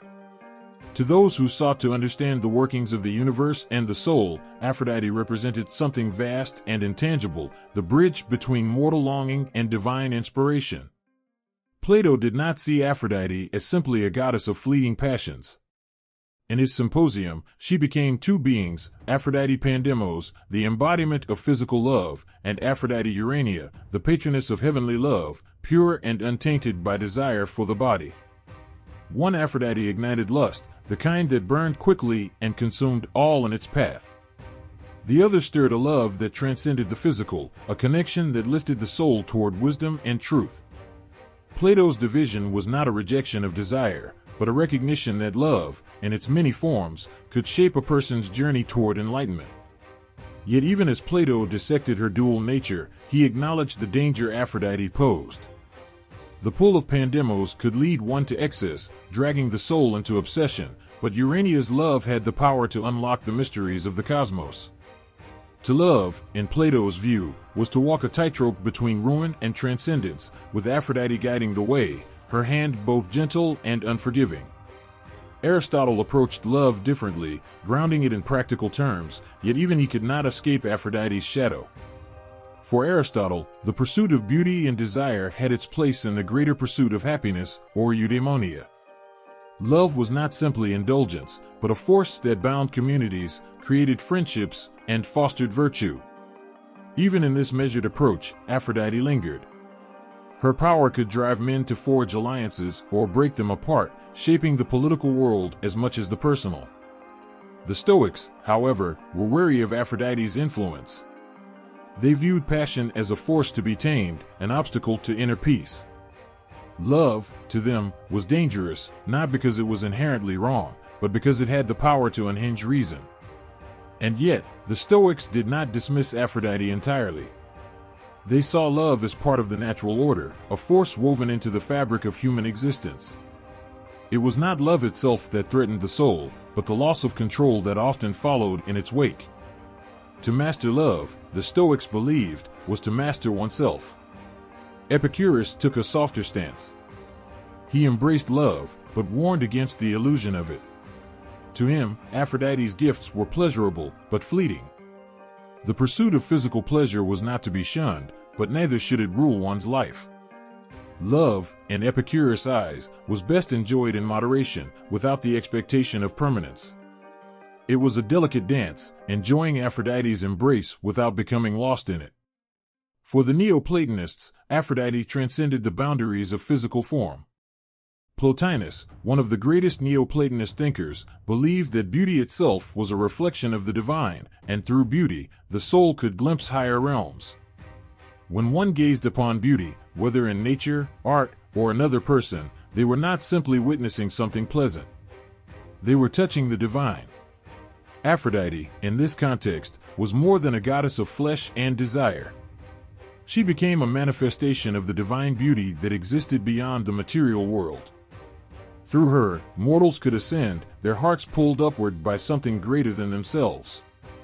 Even the cynics, those who rejected societal norms and questioned the values of their time, could not fully dismiss Aphrodite. They ridiculed excess and mocked those who lost themselves in desire, yet they too acknowledged that love, however flawed, was an inevitable part of life. To ignore Aphrodite entirely would have been to deny a fundamental aspect of what it meant to be human. In the end, the philosophers never fully agreed on what Aphrodite represented. To some, she was a guide, to others, a temptation. She was both light and shadow, capable of raising the soul to celestial heights or dragging it down into the depths of obsession. But perhaps that was her greatest lesson: love, in all its forms, could never be contained by logic alone. It was a force that defied simple explanation, living on the edges of thought, where reason and longing met. And so, Aphrodite lingered not just in the hearts of lovers, but in the minds of those who questioned everything. She was the spark that ignited debates, the mystery that refused to be unraveled, and the reminder that even the greatest minds could not fully escape the pull of love. The streets shimmered with the golden light of dawn, but it wasn't the sun that set hearts aflame. It was the scent of flowers drifting through the air, the laughter spilling from open windows, and the hum of excitement that rippled across the city like a lover's touch. On this day, the ordinary became enchanted. Statues of Aphrodite, draped in garlands, seemed to breathe, and every glance, every whispered word, felt heavier, charged with the promise of something more. The festival of Aphrodite had arrived. No other celebration carried the same sense of tenderness and wildness interwoven. Aphrodite's day was not one of solemnity or quiet reverence. It was lived, felt in the warmth of clasped hands, and the stolen glances of strangers, and the music that seemed to rise from the stones beneath their feet. In Corinth, the Aphrodisia unfolded with a rhythm that mirrored the goddess herself, soft and alluring at first, then swelling into something irresistible. The courtyards of Aphrodite's temples brimmed with offerings, vases of honey and incense, delicate pastries shaped like doves, and wreaths of the finest flowers. The scent of myrtle and roses drifted upward, curling into the sky like prayers too fragile to speak aloud. The people did not simply honor the goddess, they courted her, beckoning her presence with gifts and songs. Processions wound through the streets, led by women draped in sheer fabrics, their hair woven with ivy and gold. They carried small figurines of the goddess, their faces alight with joy and mischief. Men followed behind, their gazes flickering like candle flames, drawn toward the procession yet pretending to hold back. There was something intoxicating in the air, something that softened the heart and stirred the senses. Even those who prided themselves on restraint found their footsteps drifting toward the temple steps. At the heart of the festival, Aphrodite's priestesses stood, their hands lifted skyward as they sang hymns older than memory. The words trembled through the crowd, weaving love into the marrow of those who listened. They sang of the goddess's birth from the sea, of her laughter that made flowers bloom, of her touch that could unravel the proudest of souls. There was no shame in longing on this day, desire was sacred, and Aphrodite welcomed it. But the festival was not only for lovers. Mothers held their children close, blessing them beneath Aphrodite's gaze, praying for their beauty and grace. Sailors left offerings at the temple steps, hoping the goddess would guide them safely home to the arms of waiting wives. Even the widowed and heartbroken came, not to mourn but to remember, because Aphrodite was not just the goddess of new love, but of every love that had ever burned, no matter how briefly. In Athens, the Adonia held a different kind of weight. This was no festival of laughter, but one of aching remembrance. Women gathered in the heat of summer, their songs drifting through the night like ghosts of the past. They planted small gardens that withered within days, a reflection of Adonis, the mortal lover Aphrodite could not save. The wilted leaves mirrored the fragility of life, a quiet reminder that even the goddess of love was not immune to loss. The Adonia was not loud or public, it belonged to the women, to their grief and whispered prayers. And yet, even in sorrow, Aphrodite was honored. Every festival, whether joyful or mournful, carried the same undercurrent. Aphrodite was not a goddess who stood apart from the world, distant and untouchable. She walked among them in the softness of the morning light, in the trembling hands that reached for each other during the processions, in the quiet moments when desire stirred but remained unspoken. As the final offerings were laid at the temple's feet, as the sun dipped below the horizon and left the sky awash in deep blues and blush pinks, the city seemed to exhale. The festival had ended, but Aphrodite's touch lingered. Couples disappeared into the shadows, and children laughed as they ran home clutching flowers. The streets fell quiet, yet love, the kind Aphrodite blessed, hummed just beneath the surface. And somewhere, far beyond mortal sight, the goddess smiled. Rome never simply borrowed gods. It absorbed them, reshaped them, and draped them in the weight of empire. Aphrodite crossed into Roman lands not as a stranger, but as someone reborn, stripped of her Greek origins and crowned with a new name, Venus. She stepped onto Roman soil as more than a goddess of love. Venus was power, ancestry, and destiny entwined. The Greeks knew Aphrodite as playful, sometimes vengeful, always unpredictable. But Venus was something else. She stood at the heart of Rome's very identity, tied to the myth of its founding. Aeneas, the Trojan hero who escaped the flames of his burning city, carried Venus in his veins. She was his mother, guiding him across stormy seas and bloody battlefields to the shores where Rome's roots would take hold. The Romans didn't just honor Venus, they claimed her as blood. It wasn't the softness of love that drew the Romans to Venus. It was the strength behind it, the force that drove men to war, that birthed dynasties, that stitched empires together with bonds of loyalty and desire.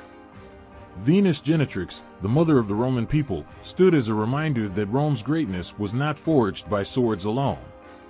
Love, too, could conquer. Julius Caesar himself leaned into this divine connection. When he built the temple of Venus Genetrix, it wasn't just an act of piety.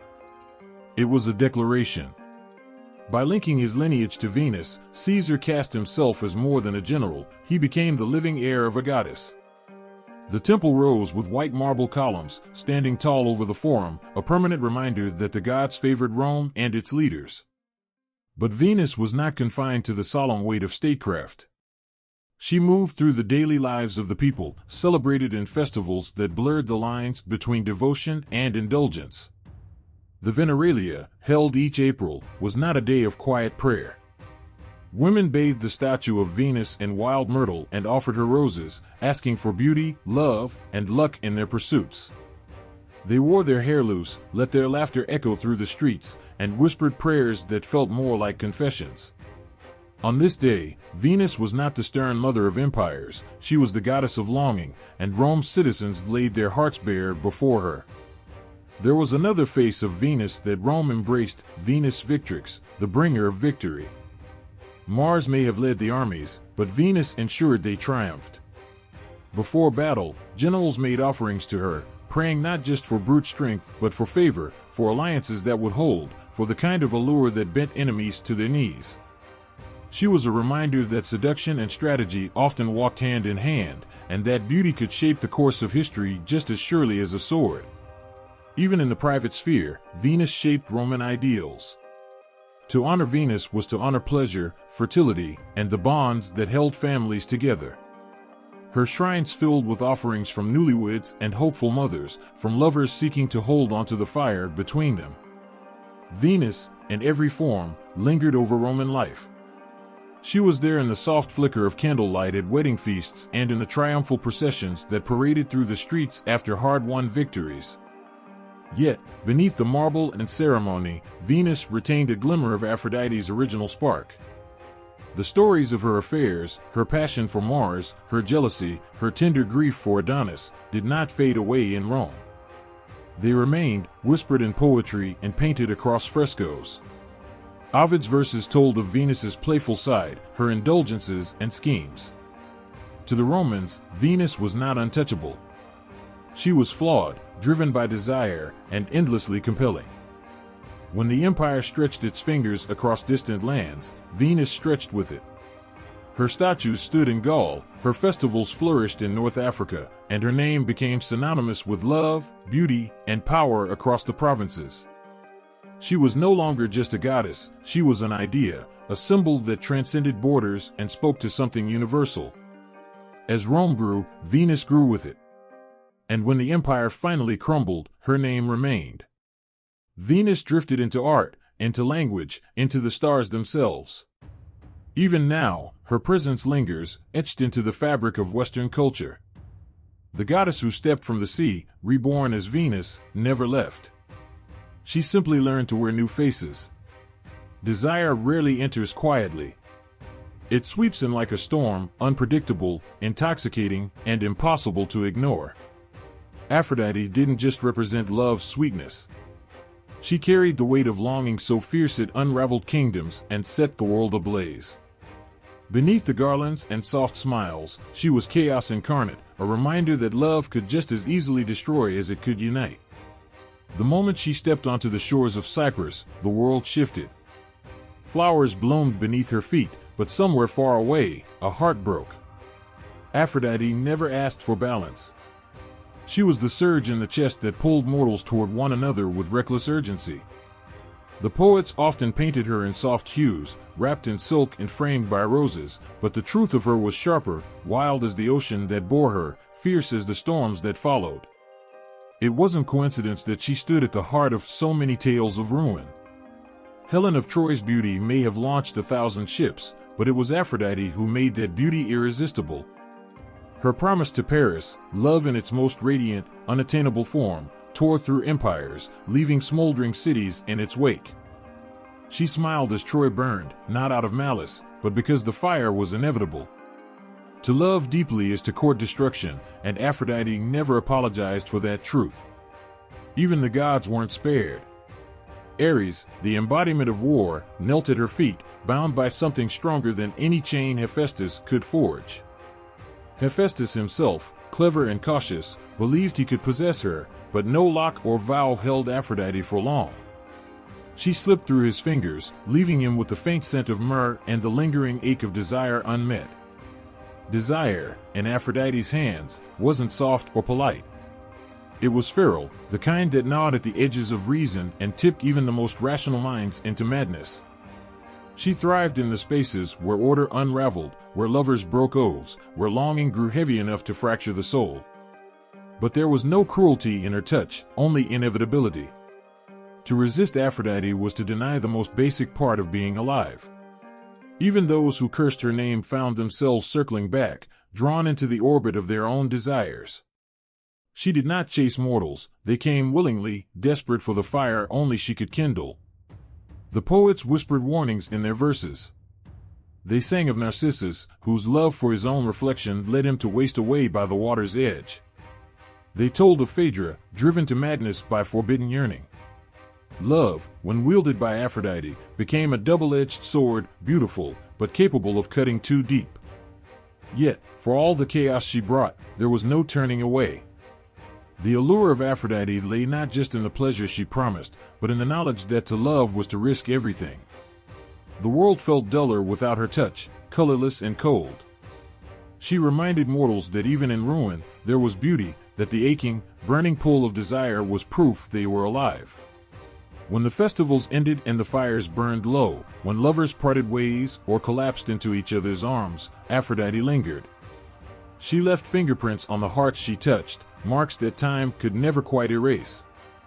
And in the quiet that followed, as the echoes of longing faded into memory, mortals still felt her, waiting beneath the surface, ready to rise again with the next breathless glance, the next stolen kiss, the next irresistible pull toward something just beyond reach. Aphrodite was more than beauty. She was feminine power personified, a force that demanded recognition and reverence, commanding both love and fear. Her essence wasn't confined to the softness of her touch or the allure of her form. She embodied a strength that lived within every glance, every graceful movement, every unspoken command. To understand Aphrodite is to grasp the power of femininity in its most unapologetic form, irresistible, multifaceted, and untamed. Her beauty wasn't just skin deep. It was an energy that radiated, bending the world to her will without brute strength or violence. Kings knelt before her, warriors hesitated, and even gods, mighty and unyielding, could not resist her pull. She was vanity, yes, but vanity worn as armor, a declaration that self-admiration was not weakness but power. Aphrodite taught the world that to revel in one's reflection was not narcissism but defiance, a refusal to let others dictate one's worth. And yet, the mirror wasn't her only weapon. Beauty, in Aphrodite's hands, became a tool of empowerment. It wasn't just about the physical, it was about owning the space one occupied, demanding attention and reverence without asking permission. Her confidence was her crown, her allure a challenge to a world that often sought to diminish women's voices. Through her, beauty became an assertion of identity, a proclamation of presence in a world that so often overlooked it. But her power went beyond the physical. Aphrodite's presence shattered the false dichotomy of softness and strength. She wielded her charms like a sword, cutting through barriers and reshaping the destinies of mortals and gods alike. In her embrace of desire and passion, she revealed the untapped potential and emotions often dismissed as frivolous or dangerous. Love wasn't weakness, it was the greatest power of all, a force that could ignite wars, inspire art, and build empires. She was not without complexity. The stories of her jealousy and vindictiveness, her entanglements and triumphs, painted her as flawed, as human as the mortals who worshipped her. But it was in those flaws that her strength lay. Aphrodite refused to conform to the narrow roles imposed upon her. She was lover and mother, seductress and goddess, protector and destroyer. Her power lay in her refusal to be defined by any single aspect of herself. Through her, women could see the strength in embracing all facets of their femininity, beauty and ambition, tenderness and fury, grace and resilience. Aphrodite's vanity was not superficial, it was a reflection of self-love, an acknowledgement of her own worth. She was a goddess who looked at the world and dared it to look away. For all her divinity, Aphrodite was achingly relatable. Women who gazed upon her statues saw not an unattainable ideal, but a reflection of their own struggles and triumphs. In Aphrodite, they saw the power to turn heartbreak into strength, rejection into resilience, and longing into transformation. She wasn't there to tell them how to live, but to remind them of what they already possessed, their beauty, their strength, their fire. Her empowerment was generational. For every Helen of Troy who wielded beauty as a weapon, there was a Sappho whose verses celebrated the love and longing that Aphrodite inspired. Through her influence, Aphrodite shaped a legacy of feminine strength that transcended time, inspiring women to claim their desires and ambitions without shame. She was a goddess of contradictions, soft and unyielding, vain and profound, nurturing and consuming. It was in those contradictions that her power thrived. She taught the world that femininity was not one thing but many, that it could be as delicate as a rose or as fierce as the ocean that bore her. Aphrodite's beauty wasn't just a reflection of the world's admiration. It was a challenge, a question, a provocation. What is beauty if not power? What is love if not strength? She walked through history, her head high, her gaze unwavering, and dared the world to match her. And even now, in every act of self-love, every moment of confidence, every refusal to diminish one's light, her spirit lingers, a testament to the power of the feminine divine. Love rarely exists without a shadow. Where there is passion, conflict follows, and Aphrodite stood at the heart of both. She wasn't simply the goddess of love, soft and serene. She was the storm that surged behind it, the hand that guided lovers toward each other but left the battlefield smoldering in their wake. Her name was whispered in tender moments and cried out on the front lines. She danced on the edges of intimacy and destruction, binding herself not just to the hearts of mortals but to the gods who thrived on bloodshed. Her affair with Ares wasn't an accident or a fleeting indulgence, it was a declaration that love and war were siblings, inseparable and intertwined. When Aphrodite and Ares came together, it wasn't gentle. Their union pulsed with the rawness of desire and the thrill of danger. Ares, god of war, was unrelenting, but even he bent beneath Aphrodite's gaze. She disarmed him with a glance, proving that the heart could conquer even the sharpest blade. Yet, theirs was not a love of peace. It was the kind that left the world trembling, the kind that sparked battles fought in the name of passion. Where Ares shattered cities with brute force, Aphrodite unraveled them from within, weaving desire through the hearts of kings and warriors until they burned everything around them just to possess what they could not hold. Paris felt that pull. When Aphrodite promised him Helen, she didn't offer mere beauty. She handed him chaos wrapped in golden skin, a gift that would lead to the fall of Troy. The war that followed was not Ares' doing alone.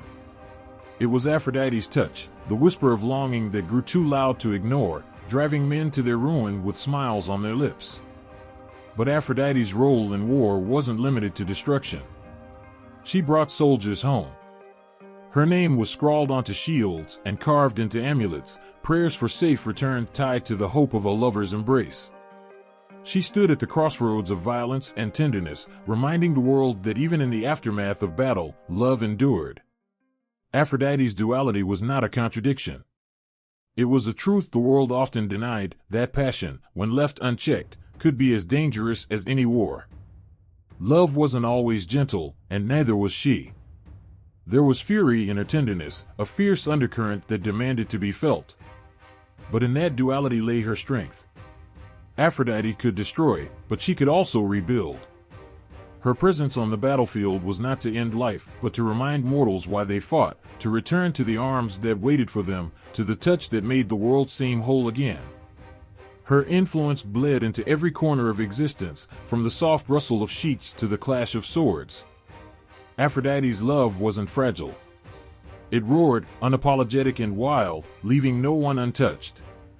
Even those who cursed her name couldn't deny the pulse she left behind, the way she stirred hearts until they ached with need, with rage, with longing. As fires burned and cities fell, Aphrodite remained, standing amidst the smoke with a knowing smile. Because she understood better than any other, love and war were never truly apart. One always led to the other, and she, the goddess of both, thrived in that delicate balance.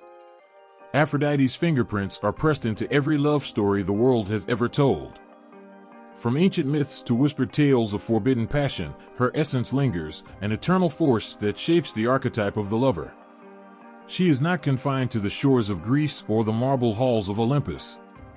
Her influence stretches far beyond, slipping quietly into the myths of distant lands, echoing in the hearts of every mortal and god who dared to love recklessly.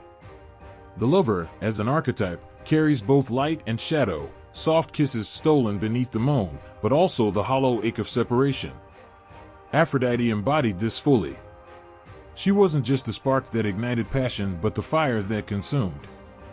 In her name, hearts were bound and broken, and through her, the stories of lovers across cultures gained depth, danger, and meaning. In Greece, her presence breathed life into Helen of Troy, whose beauty toppled empires and whose love became a war cry. But the essence of Aphrodite wasn't limited to Helen's face. She moved through the tragedy of Orpheus and Eurydice, where love stretched across the veil of death, refusing to let go. She whispered through the tale of Pygmalion, where a sculptor's desire brought marble to life. Each story, whether triumphant or tragic, bore the weight of Aphrodite's gaze. Beyond Greece, her spirit found new names and faces. In Rome, she became Venus, guiding Aeneas not just with maternal care, but with the burning drive to build, to find new lands and new loves. In Mesopotamia, she mirrored Inanna, the goddess who walked between realms of love and destruction, reminding the world that desire had a price. In India, her reflection flickered through Rithi, consort of Kamadeva, weaving seduction and devotion into the fabric of myth. The stories shifted, but the pattern remained. Lovers in every culture carried the same marks: the reckless, headstrong pursuit of something greater than themselves, the willingness to shatter their worlds for a fleeting embrace, the quiet hope that love, in the end, might conquer all. Aphrodite stood at the center of this, not as a distant deity but as an undeniable force woven into the very essence of desire. She did not favor only the beautiful or the strong. Her hand touched the desperate, the flawed, the broken. Paris was no hero, yet Aphrodite crowned him with love's most dangerous gift. Pygmalion was lonely, and yet she answered his longing by breathing life into stone. To Aphrodite, love was not something that had to be earned through perfection. It was chaotic, unfair, and uncontrollable, a force that found mortals and gods alike in their most vulnerable moments. Through this, she shaped not just the stories of myth, but the lovers who would follow. Shakespeare's Romeo and Juliet carry the echoes of her influence, their love tender, but also fatal, leaving grief in its wake. Tristan and Isolde's forbidden passion burns with the same fire Aphrodite sparked in the hearts of mortals long before their tale. Even in modern stories, from sweeping romances to fleeting encounters, Aphrodite lingers, a reminder that love's raw, unrelenting power never fades. But there is more to the lover archetype than tragedy. Aphrodite's touch also brought creation and renewal. Love, after all, is the birthplace of art, of poetry, of the moments that make life worth enduring.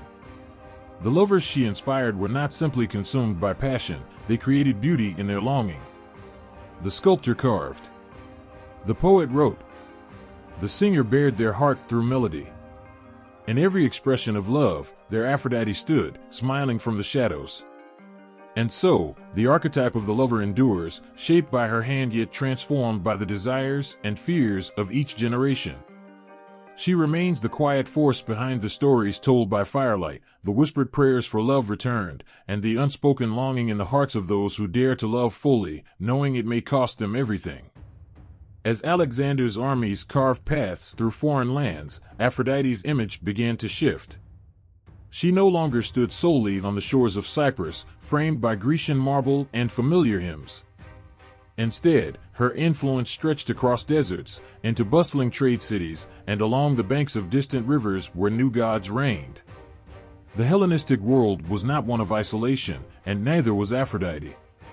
She adapted, absorbing the richness of cultures swept up in the vast expanse of Alexander's conquests. The goddess of love and beauty did not resist change, she thrived in it. As the Greeks spread across Egypt, Persia, and beyond, Aphrodite's temples rose beside those of foreign deities, her presence mingling with local traditions. In Egypt, she stood alongside Isis, her image softened by the nurturing qualities of motherhood and magic. In Babylon, echoes of Ishtar shimmered through her, reinforcing Aphrodite's power not just in love, but in war, passion, and fertility. Yet, even as she embraced new forms, she never lost the essence of who she was. The Aphrodite of the Hellenistic era wore silk robes embroidered with the wealth of new lands, but her gaze remained unyielding. She was not diminished by the grandeur of the empires that rose around her. Instead, she expanded, embodying the complexities of a world now stitched together by trade, conflict, and cultural exchange. Her temples, once intimate places of worship by the sea, grew into sprawling sanctuaries filled with travelers, merchants, and soldiers. The offerings at her altars reflected the blend of peoples who now called upon her name: Greek roses mixed with Persian incense, Egyptian gold laid beside Athenian silver. In the flicker of those offerings, Aphrodite's dual nature became clearer than ever. She was not just a goddess of fleeting romance, but of power, ambition, and the unrelenting drive to connect hearts across continents. With Alexander's conquests came a new kind of worship, one that saw Aphrodite less as a distant goddess of Olympus and more as a personal, intimate force. Her shrines flourished not just in public squares, but in private homes, where women called upon her for beauty, fertility, and protection in an increasingly unpredictable world. Soldiers, far from home, whispered her name on the eve of battle, hoping that love would tether them to the lives they left behind. This era of expansion also brought forth new artistic expressions of Aphrodite. The soft, delicate sculptures of the classical period gave way to bolder, more sensuous depictions. Artists captured her mid-motion, draped in flowing garments that seemed to slip from her shoulders, her curves more pronounced, her gaze more inviting. These works reflected a goddess fully aware of her power, one who held dominion over the desires of all who laid eyes upon her. But it wasn't just her physical beauty that captivated the Hellenistic world. It was her role as a bridge between cultures. Through Aphrodite, love became a universal language, one that transcended borders and stitched together a fractured world. Her myths intertwined with those of distant lands, weaving her story into the fabric of new legends, until separating them became impossible. As the Hellenistic period pressed on, Aphrodite's influence only grew stronger. In Alexandria, one of the greatest cities of the era, she was honored not just as a goddess of love, but as a patron of sailors and protectress of the sea. Her identity, fluid and adaptable, made her indispensable in a world constantly shifting. Whether worshipped as Aphrodite, Venus, or the local goddess of a conquered land, her essence endured, reminding all who sought her that love, beauty, and desire knew no boundaries. In the rise of Rome, Venus became not just the goddess of love and beauty, but a cornerstone of imperial power. With the empire expanding across the Mediterranean and beyond, the Romans did not just conquer territories, they claimed divine legitimacy. And at the heart of this divine lineage stood Venus, the goddess who, through subtle yet powerful mythology, became the divine ancestor of the greatest rulers of Rome. It began with the most legendary of claims. Venus was the mother of Aeneas, the Trojan hero who survived the fall of Troy and led the Trojans to the land that would become Rome. In Rome's eyes, this gave Venus an unparalleled connection to the city's founding. Aeneas's journey, as told by the poet Virgil in the Aeneid, was not just one of survival, but of destiny. He was destined to establish a lineage that would give rise to the mighty Roman Empire. And at the heart of this lineage was Venus, revered as the very ancestor of Rome's royal family. Through Venus, the imperial line of Julius Caesar and Augustus found their divine pedigree. The claim was boldly made: Julius Caesar was a direct descendant of Aeneas, and thus a descendant of Venus herself. This wasn't mere myth. It became a political tool, one that solidified Caesar's reign and later Augustus's. It was not enough to be born of noble blood or military triumph. One needed divine sanction to rule an empire that stretched from the windswept hills of Britain to the shimmering shores of the East. Venus provided that validation. She was the goddess who bridged the mortal and divine, elevating Caesar's legacy beyond the earthly realm. Caesar, ever the strategic thinker, took advantage of this divine connection. He presented Venus not only as the symbol of his family's power, but as the protector of Rome's greatness. Temples to Venus Genetrix, the Venus of the Julian line, were built in Rome to solidify this connection, reminding the citizens that their emperor had the goddess of love and victory herself watching over him. Caesar's portrait, often depicted alongside symbols of Venus, sent a clear message to the Roman people: his reign was not just a matter of political power, it was divinely ordained. But it was Augustus, Caesar's adopted heir, who fully harnessed Venus's divine favor. After the chaotic period of civil war, Augustus sought to cement his control over Rome and its provinces. By claiming Venus as his ancestor, he presented himself as a link between the gods and the Roman people, ensuring that his reign would not just be remembered in the annals of history but revered as a golden age. Augustus's power wasn't solely derived from military conquest, it was amplified by the divine authority he gained from Venus. He called her Venus Victrix, the victorious Venus, a goddess who symbolized both the triumph of Rome and the vitality of its emperor. In the art and iconography of the time, Venus became a central symbol of imperial power. Statues of the goddess, often draped in flowing robes, began to be placed in public spaces alongside portraits of Julius Caesar and Augustus. Her image was refined to show both beauty and strength, embodying the very ideals that Augustus sought to project: dignity, elegance, and supreme authority. The goddess who had once been the object of desire now represented the divine right to rule. But Venus's role wasn't just limited to politics. She represented the flourishing of Rome itself. Through her, the Roman elite could claim their superiority over the barbarians and the uncivilized.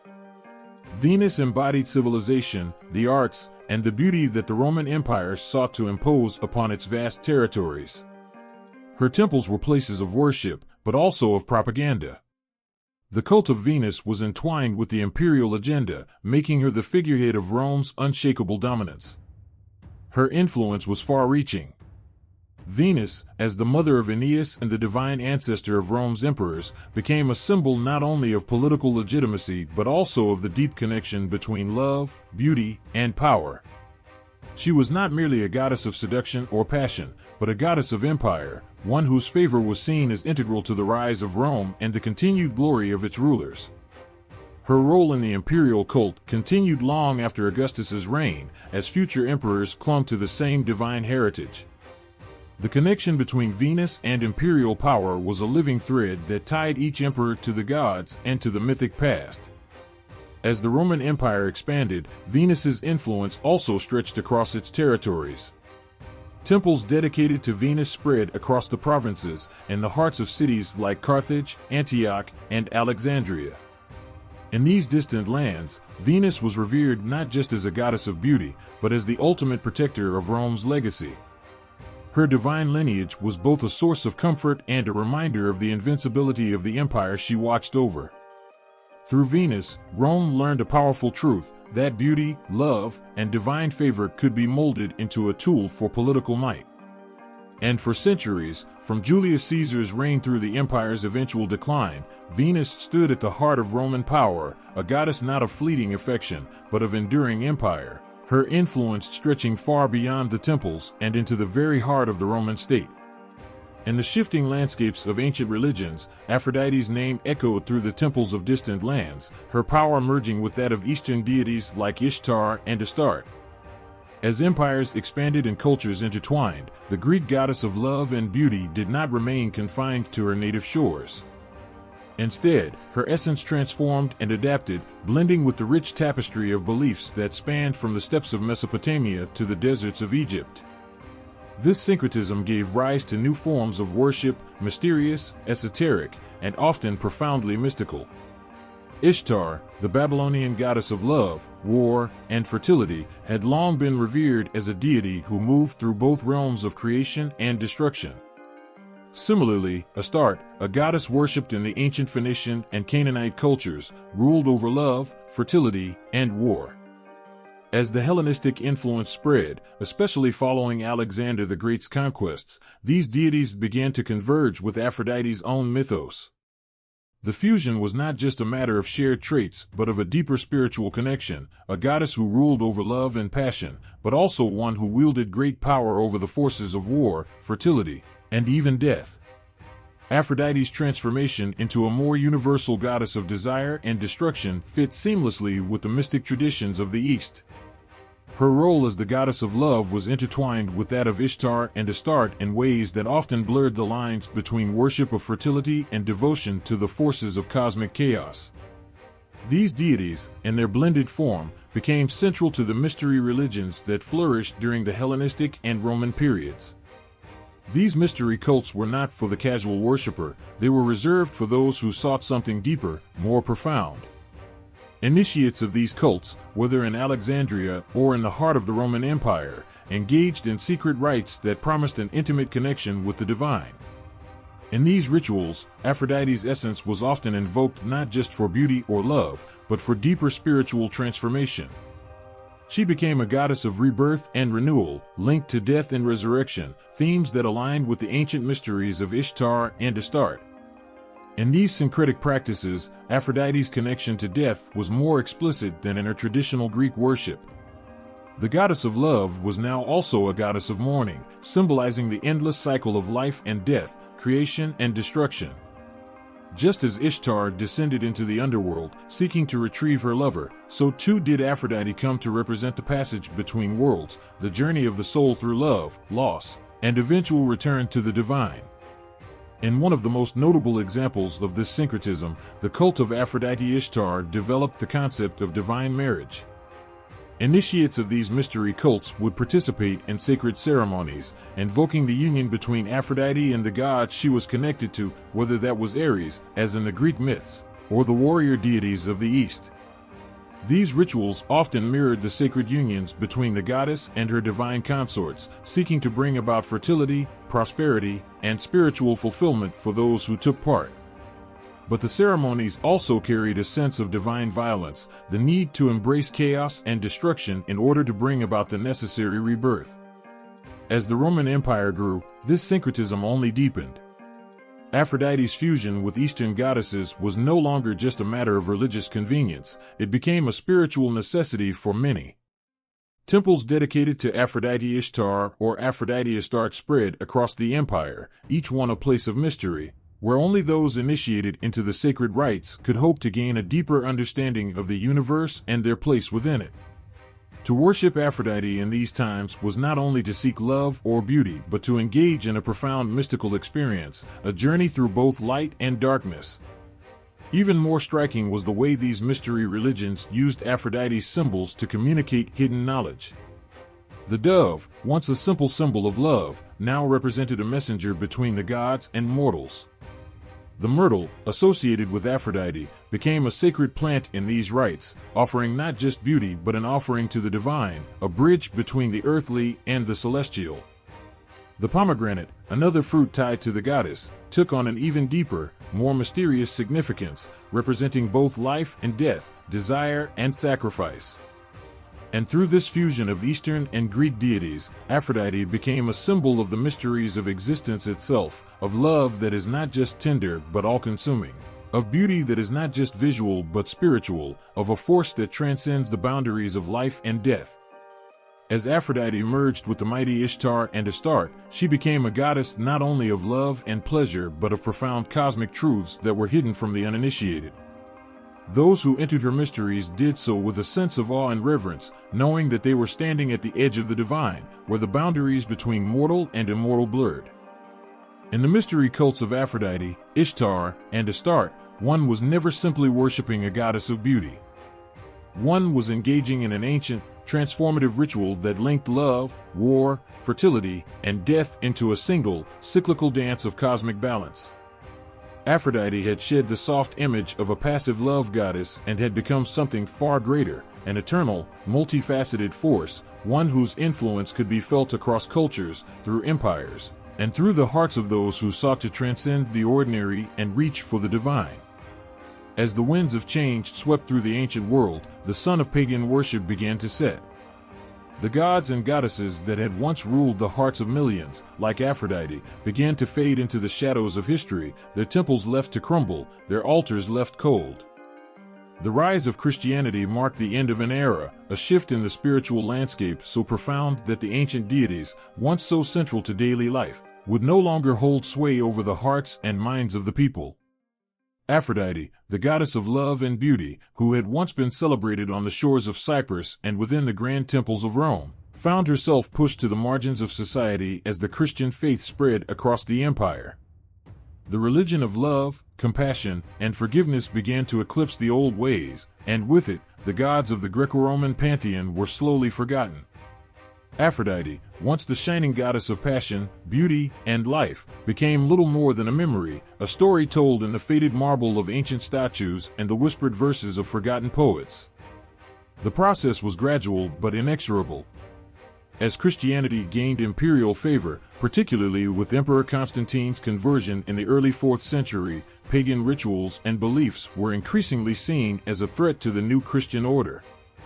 The old gods, including Aphrodite, were condemned as idols, their worship labeled as superstition.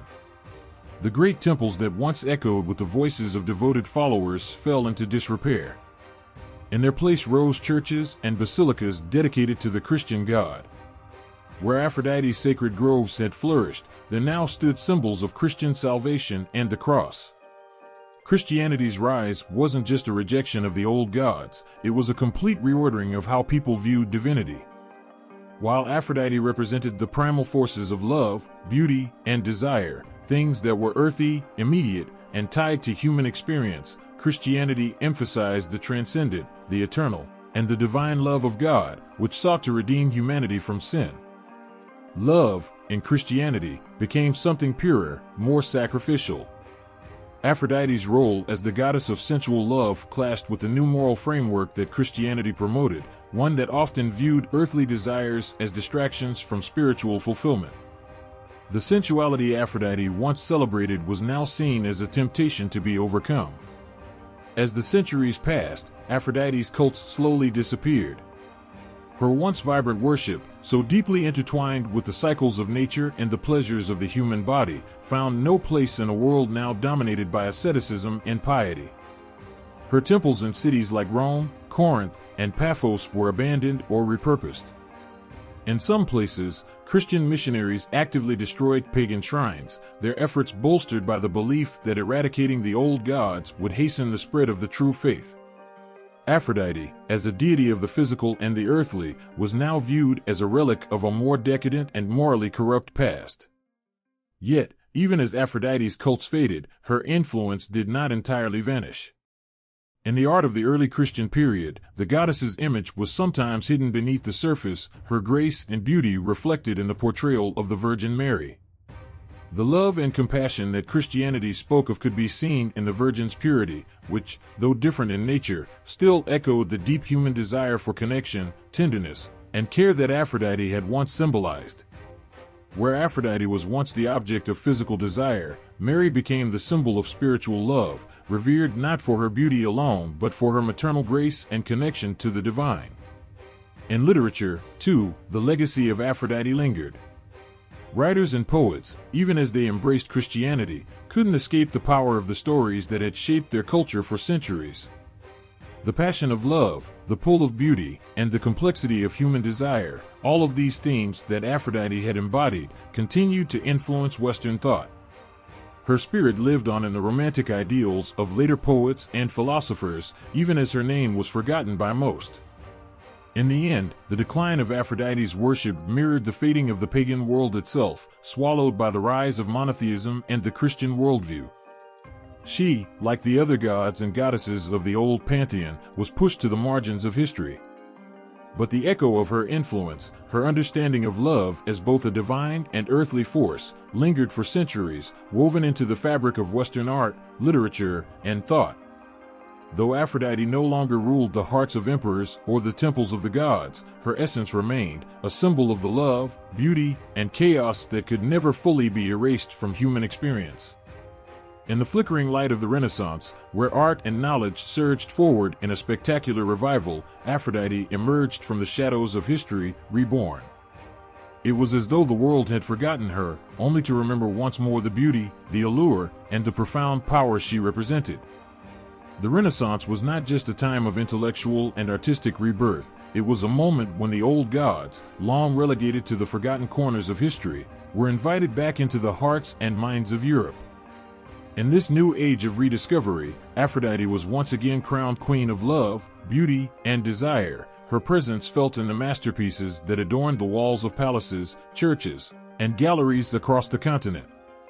The classical ideals of the Greeks and Romans, which had once flourished in the ancient world, were now being unearthed from the dust of the Middle Ages. Artists, philosophers, and scholars alike sought to recover the wisdom and grace of the ancients, and they found it in the stories of gods and goddesses that had captivated the imagination of the classical world. Among them, Aphrodite stood out as a symbol of the most human of desires, love and beauty. She was a goddess who could inspire both awe and longing, someone whose very presence captured the essence of life itself. It was in the world of art that Aphrodite's rediscovery truly blossomed. Renaissance artists, inspired by the classical statues, reliefs, and paintings from ancient Greece and Rome, sought to bring Aphrodite back to life in ways that resonated with the human soul. The goddess's form, her grace, and her timeless beauty became a central theme for many of the greatest painters and sculptors of the period. Botticelli's The Birth of Venus, painted in the mid-1480s, remains perhaps the most iconic of these depictions. In this masterpiece, the goddess emerges from the sea, her delicate form captured in flowing waves, a symbol of beauty both divine and earthly. With flowing golden hair and a serene expression, she evokes both innocence and seduction, embodying love in its purest and most enchanting form. This was no longer just a goddess from mythology, she was now an ideal, a vision of what beauty could be in the human world. For the artists of the Renaissance, Aphrodite was not just a figure to be worshipped from afar, she became a muse, a source of inspiration. Her image appeared in countless works, each one adding a layer of complexity to her character. She was the goddess of passionate love, yes, but she also became a symbol of divine beauty, an ideal that could be sought after, but perhaps never fully attained. Her figure, often depicted in the most sensual poses, was a challenge to the artists. Could they capture the essence of such an unattainable ideal? In striving to do so, they found themselves grappling with the very nature of human beauty, desire, and the pursuit of perfection. Aphrodite's image in Renaissance art was not confined to just paintings.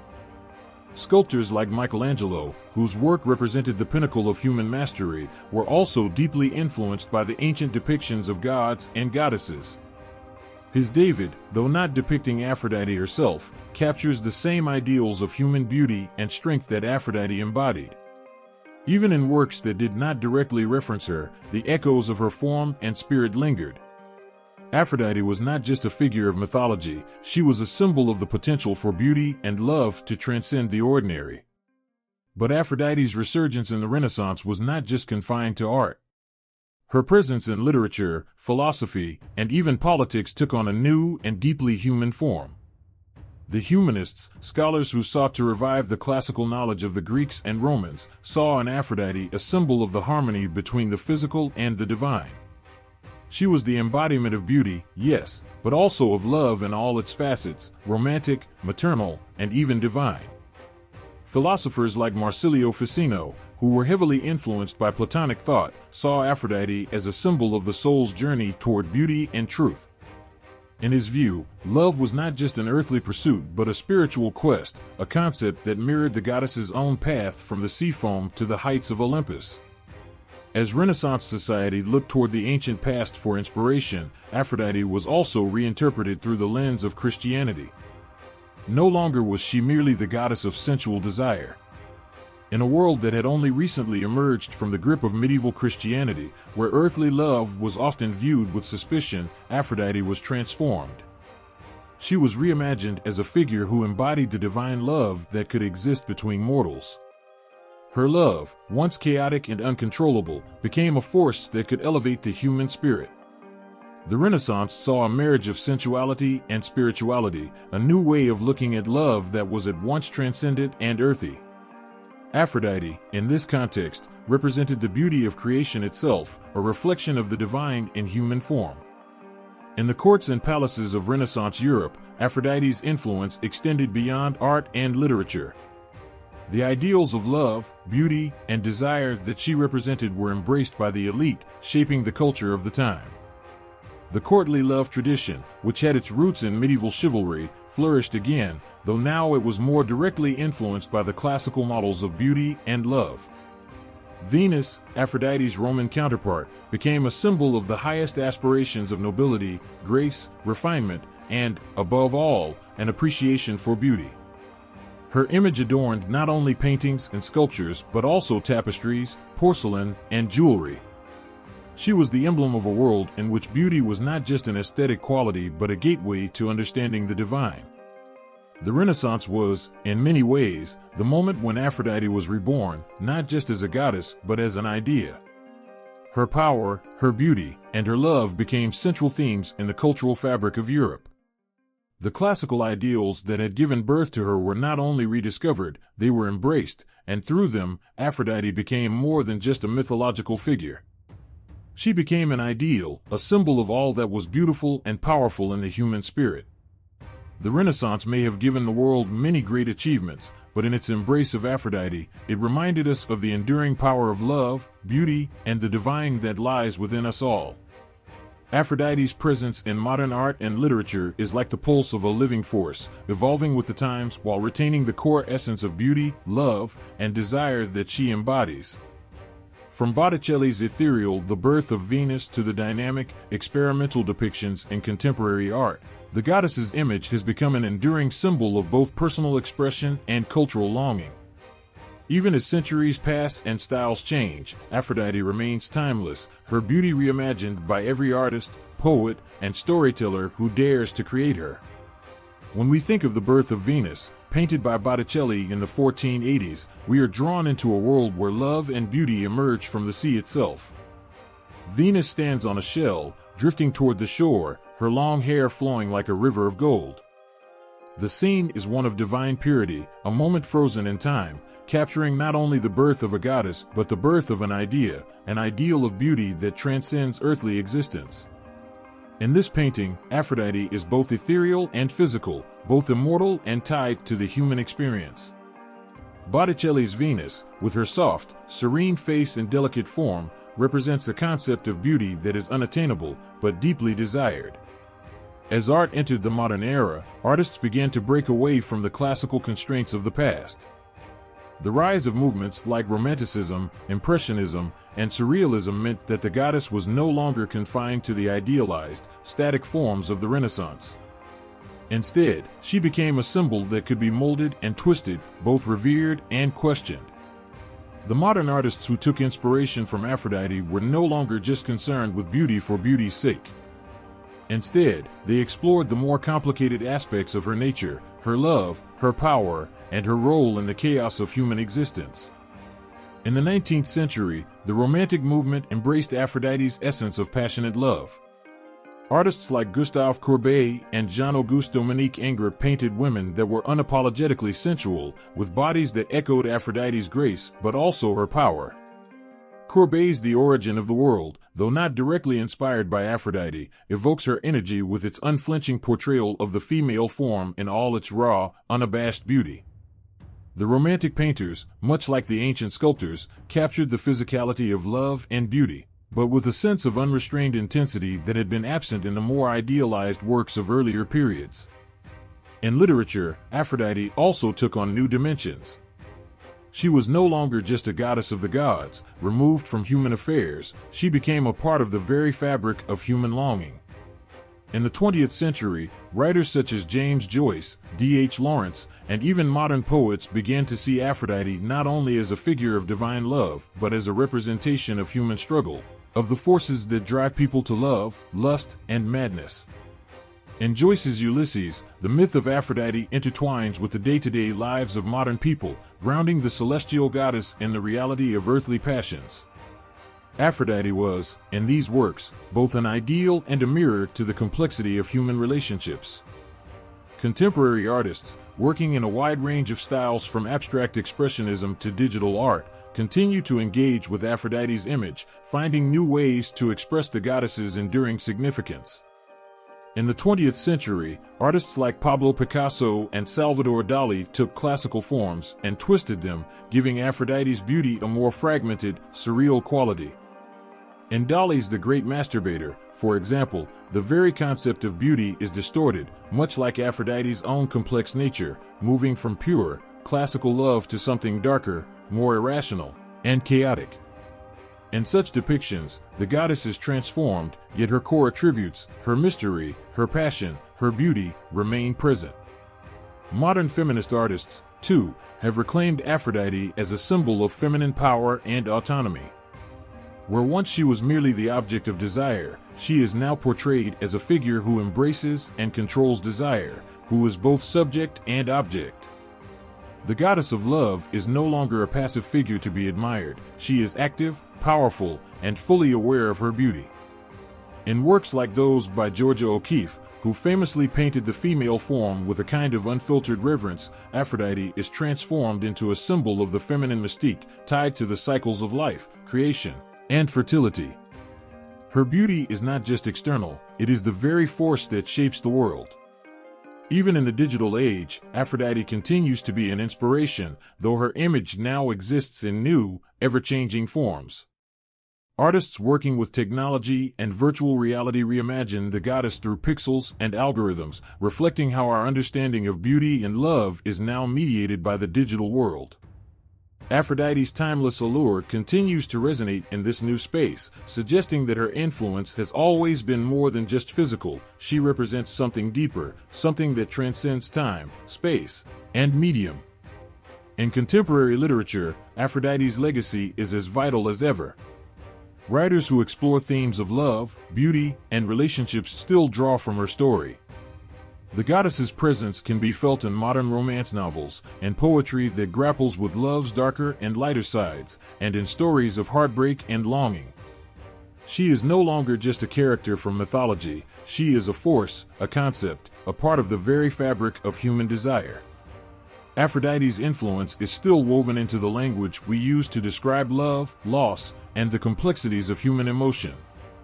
The appeal of Aphrodite in modern art and literature is not merely because of her beauty, but because she represents something universal, the longing for love, the beauty in human connection, and the constant pull between the earthly and the divine. Whether in the ethereal brushstrokes of Botticelli or in the chaotic, abstract forms of contemporary art, Aphrodite is the thread that ties together centuries of human expression. Her influence transcends the canvas, the page, and the gallery, reminding us that the pursuit of beauty, love, and meaning is an eternal part of what it means to be human. Aphrodite, the goddess of love and beauty, is a figure whose influence stretches far beyond the ancient world, making her way into the realms of modern cinema, theater, and popular culture. From the opulent stages of Hollywood to the crowded streets of television screens, her image has been reinterpreted, reshaped, and reimagined to fit the evolving landscapes of storytelling. With each passing decade, Aphrodite's presence continues to captivate audiences, embodying love, desire, and the complexities of human relationships. She is no longer just a distant deity from ancient mythology, she has become a symbol, a muse, and a character whose story resonates with the desires and struggles of contemporary life. In the world of film, Aphrodite's influence is undeniable.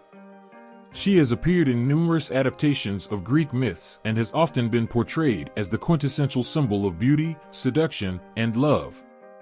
Her most iconic cinematic portrayal may be found in the 1956 film Helen of Troy, where the actress Brigitte Bardot's portrayal of Helen of Sparta is drenched in Aphrodite's essence. Helen, who in myth is the mortal daughter of Zeus and Leda and the cause of the Trojan War, is shown as the epitome of divine beauty.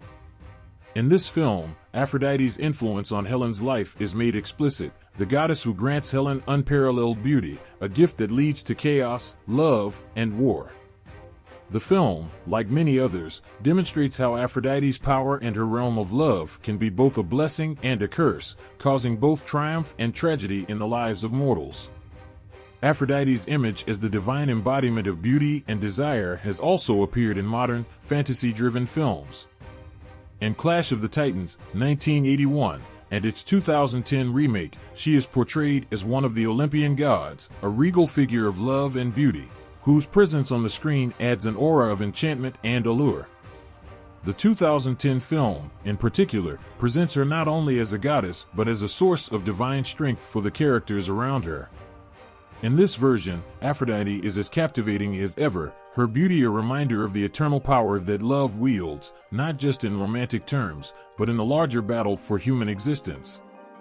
The 1997 animated film Hercules, produced by Disney, gives Aphrodite a more playful and colorful spin, embodying the spirit of love and fun.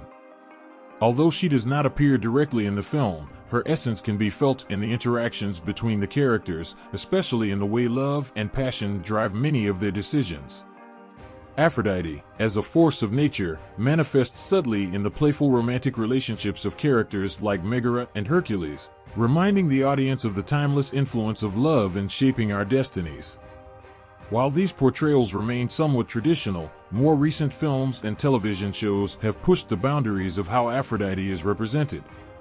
In Wonder Woman, 2017, for instance, Aphrodite's presence is felt through the character of Diana, the Amazonian warrior who embodies both strength and compassion. Though Diana is not directly portrayed as Aphrodite, the themes of love, beauty, and passion are integral to her character's journey. Diana's growth as a hero is deeply rooted in her understanding of love's power to heal and destroy, a duality central to Aphrodite's mythology. This blend of love and war, of beauty and power, echoes the complexities of Aphrodite's own nature and reminds audiences of the goddess's lasting influence on modern narratives of female strength and vulnerability. Television shows, too, have embraced Aphrodite's image in countless ways. In Xena, warrior princess, the character of Aphrodite is portrayed as a lively and mischievous goddess, whose powers of love are used both for good and for humor. Played by Alexandra Tidings, this Aphrodite is full of charm and wit, using her powers to inspire love and sometimes causing mischief in the process. Her role in the series is a reminder that love is a powerful, and sometimes unpredictable, force. She is not simply a figure of classical beauty and grace, but a goddess with a complex personality and agency in the mortal world. The impact of Aphrodite in modern media is also evident in the countless references and adaptations in which her name and attributes are invoked. From pop culture to music, the goddess of love has been transformed into an icon of romance and attraction. Aphrodite's name has appeared in various films, songs, and stories, often as a metaphor for love itself. In pop music, for example, artists like Kylie Minogue have embraced Aphrodite as a central figure of feminine empowerment and love. Her 2010 album Aphrodite invokes the goddess as a symbol of sensuality and passion, embracing the idea of love as an all-encompassing, all-powerful force. Aphrodite's appearance in popular media is not just about her physical beauty, though that is undeniably part of her allure. It is about the themes she represents, the complexities of love, the unpredictable nature of desire, and the transformative power of beauty. She has become a shorthand for romance, an eternal reminder of the human desire for connection and intimacy. Whether in the form of a glamorous goddess or an enigmatic muse, her presence has continued to shape the way we think about love and beauty, both in the real world and in the fictional worlds we create. Even in more satirical or parody-driven media, Aphrodite's image is used to comment on the nature of love, beauty, and relationships in contemporary society. Shows like The Simpsons and Family Guy have incorporated references to the goddess, sometimes in humorous or irreverent ways, but always maintaining the understanding that Aphrodite represents the force of love in its various forms. Her image is often used to explore how love can be both transcendent and destructive, both uplifting and devastating. In theater, Aphrodite's role as the muse of love continues to influence playwrights and directors. From Shakespeare's comedies to modern reinterpretations of Greek myths, her character is often central to the dynamics of human desire and conflict. The idea of love as both a divine and earthly force remains central to many modern works, whether in the stage adaptations of classical myths or in entirely new stories that echo her timeless influence. Through the lens of film, television, and popular culture, Aphrodite continues to captivate audiences as the ultimate symbol of love's power and beauty. As much as she represents the ideal of physical beauty, she is also a figure that embodies the passions, struggles, and complexity of human emotions. Love, in all its forms, romantic, maternal, platonic, is still, in many ways, the driving force behind the stories we tell. And at the heart of those stories, no matter how they are told, stands Aphrodite, timeless, immortal, and ever-present in the world of human desire. Aphrodite's transformation from a goddess of love and beauty into a feminist icon is not just an exercise in reimagining ancient mythology, but a powerful re-examination of how the themes of beauty, desire, and femininity have been historically constructed and understood. Once viewed primarily as the object of admiration, allure, and even competition among gods and mortals, Aphrodite has, in recent decades, been reclaimed as a symbol of feminine strength, agency, and self-determination. Her journey through the lens of feminist and gender studies reveals a multifaceted, complex figure who transcends the traditional roles often ascribed to women in both ancient myth and modern society. At first glance, Aphrodite, the goddess of beauty and love, might appear to be an unlikely candidate for a feminist icon. Her narrative is often framed around her physical attractiveness, her romantic entanglements, and her power to stir desire in both gods and men. However, when examined through the lens of modern feminism, Aphrodite's character reveals deeper layers of complexity and subversion. She is not simply the passive recipient of desire, but rather an active force in shaping the world around her. Her beauty is not just an ornament, but a power that she wields, challenging traditional views of beauty as something passive or objectified. In ancient mythology, Aphrodite is not constrained by traditional gender roles. She is not a mother figure in the way that Demeter or Hera are, nor is she tied to patriarchal notions of virtue or chastity. Instead, she embodies a more fluid, liberated understanding of femininity, one that celebrates sexual autonomy, the pursuit of personal pleasure, and the freedom to shape one's own destiny. Her relationships with both gods and mortals are not defined by obedience or submission, but by mutual desire, passion, and, often, an intense sense of independence. She does not serve as a mere reflection of male desires, rather, she is a figure who asserts her own desires and power. In this sense, she challenges the very foundation of patriarchal values that sought to control and define female identity. In feminist reinterpretations, Aphrodite is often seen as a symbol of women's agency over their bodies, their choices, and their relationships. Her beauty and sensuality are not weaknesses to be controlled, but strengths that she uses to shape the world around her. She does not submit to others' demands, but plays an active role in shaping the fates of both mortals and gods. For instance, in the myth of the Judgment of Paris, Aphrodite is the goddess who promises Paris the love of the most beautiful mortal woman, Helen, in exchange for being declared the fairest of the goddesses. Rather than being the passive subject of Paris's decision, Aphrodite actively drives the narrative forward, using her power to secure her victory. In this way, Aphrodite represents a type of female power that is both transformative and assertive. The goddess's ability to manipulate the hearts of both gods and mortals demonstrates her control over love, desire, and attraction, qualities that have often been used against women in patriarchal societies. By owning her sexuality and her power, Aphrodite challenges the common trope of the woman as the passive object of male desire. She is not a prize to be won, but an active participant in the dynamics of attraction and love.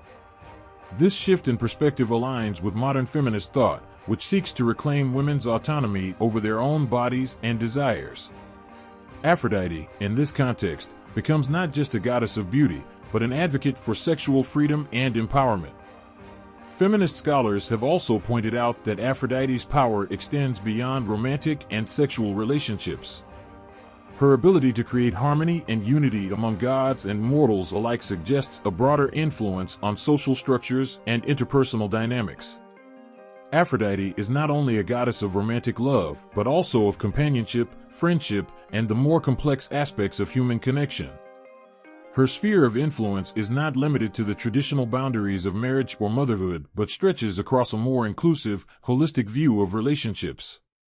In this sense, she becomes an icon of women's power to define and shape their relationships on their own terms. Aphrodite's portrayal as a feminist icon is also evident in how she interacts with other female figures in mythology. Rather than competing with other women for the attention of men, she often fosters solidarity, as seen in her support of the mortal women who seek her favor. In her relationships with goddesses such as Hera and Athena, Aphrodite is shown to be neither submissive nor domineering, but instead a figure who negotiates her place within the divine hierarchy while maintaining her autonomy. This is a stark contrast to the ways in which women are often depicted in myths as competing for the favor of a single male god or hero. Aphrodite, on the other hand, shows that women can hold power independently of male approval or validation. In feminist literature and art, Aphrodite's image has been reimagined as a symbol of empowerment, often shedding the more passive aspects of her mythology and embracing a more radical, self-affirming role. Artists like Georgia O'Keeffe have transformed her figure into one of strength, celebrating the female form and reclaiming beauty as a source of power rather than something to be feared or diminished. In literature, feminist writers have explored Aphrodite as a symbol of women's ability to love and desire without shame, embracing the full range of human emotions and relationships.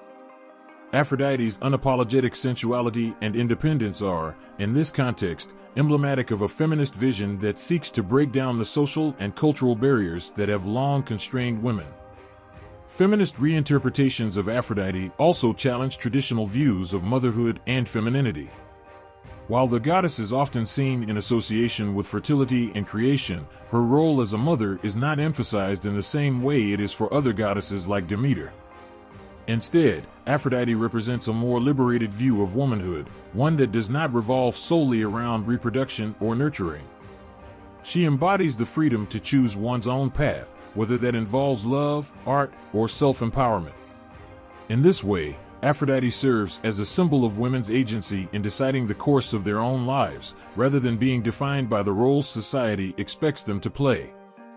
By reclaiming Aphrodite as a feminist icon, modern scholars, artists, and activists have redefined the concept of beauty and femininity, turning it into a tool for empowerment and self-expression rather than an ideal to be attained or a commodity to be consumed.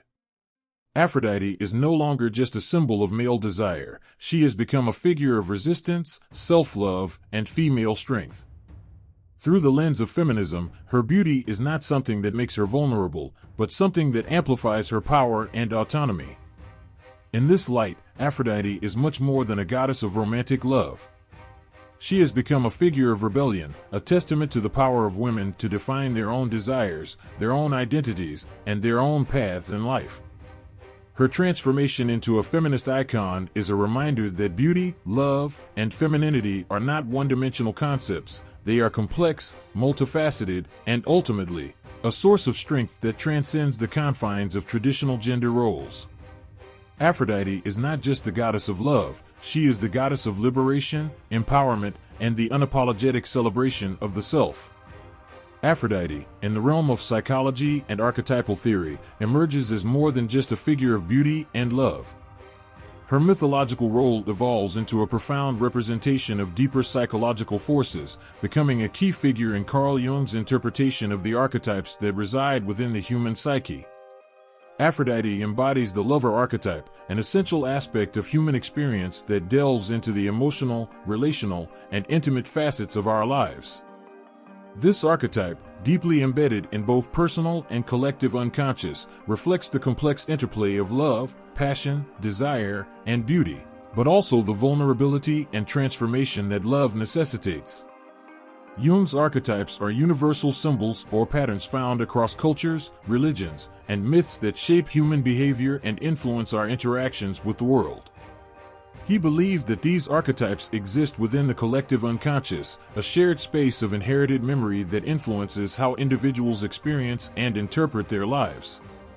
Aphrodite, as the goddess of love and beauty, aligns perfectly with the lover archetype, representing not only romantic desire and passion but also the deep psychological need for connection, intimacy, and union. At its core, the lover archetype reflects an individual's emotional and relational energy, the desire for unity, connection, and harmony with others.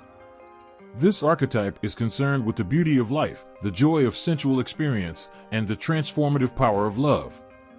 Aphrodite, as the personification of these desires, represents the power to draw others toward us through the force of attraction and the longing for emotional fulfillment.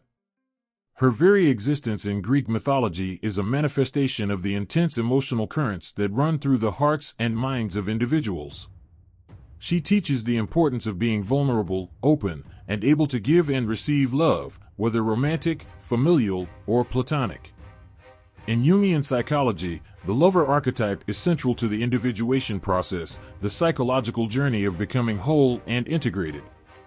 Aphrodite, with her beauty and allure, is not just a figure of external attraction, she symbolizes the internal process of self-love and acceptance.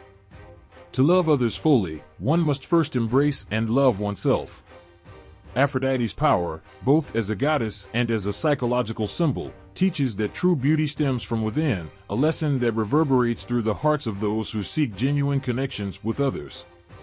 In this sense, the lover archetype is not about mere surface-level attraction, but about emotional depth and self-awareness.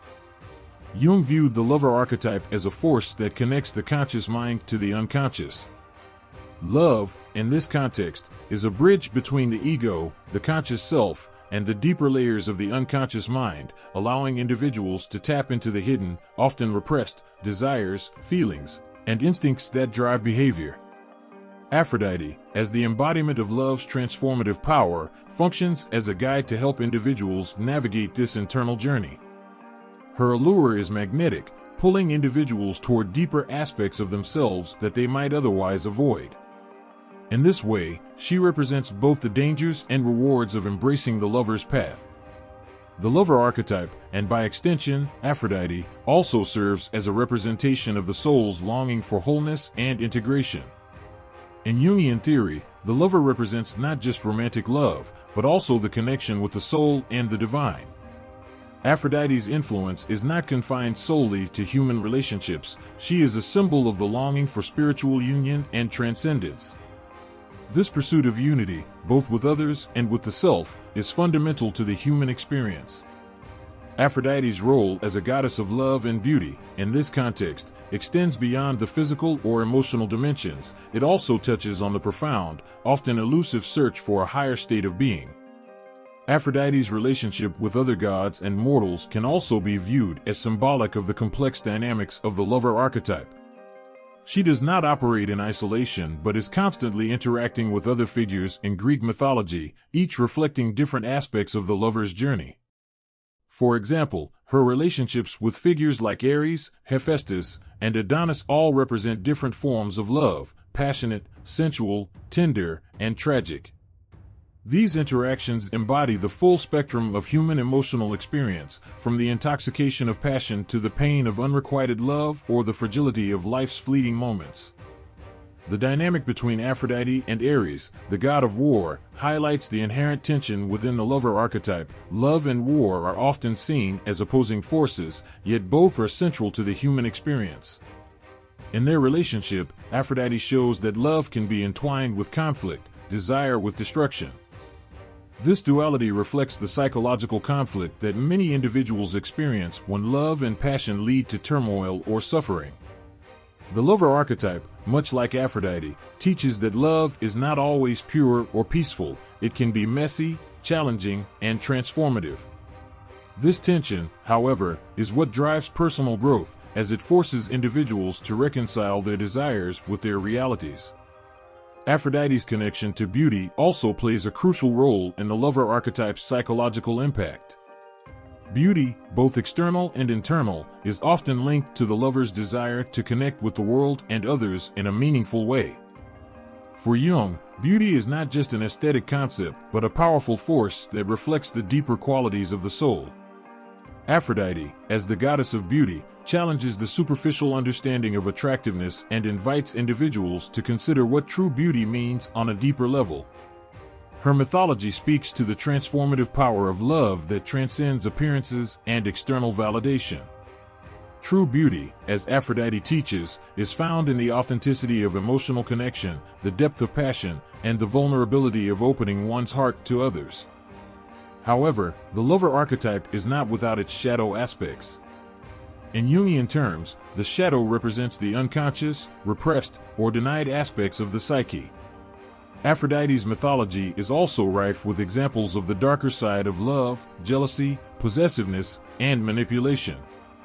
Aphrodite's involvement in the tragic love story of Adonis or her role in causing the Trojan War shows that love, while powerful, can also have destructive consequences. The shadow of the lover archetype reminds us that love can be obsessive, possessive, or unbalanced. To fully embody the archetype in a healthy way, one must confront these darker aspects and learn how to channel love's energy in constructive rather than harmful ways.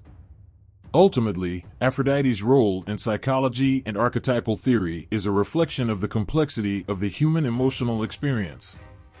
As the embodiment of the lover archetype, she represents both the beauty and the challenge of love, its ability to heal, transform, and empower, but also its potential to cause pain, turmoil, and suffering.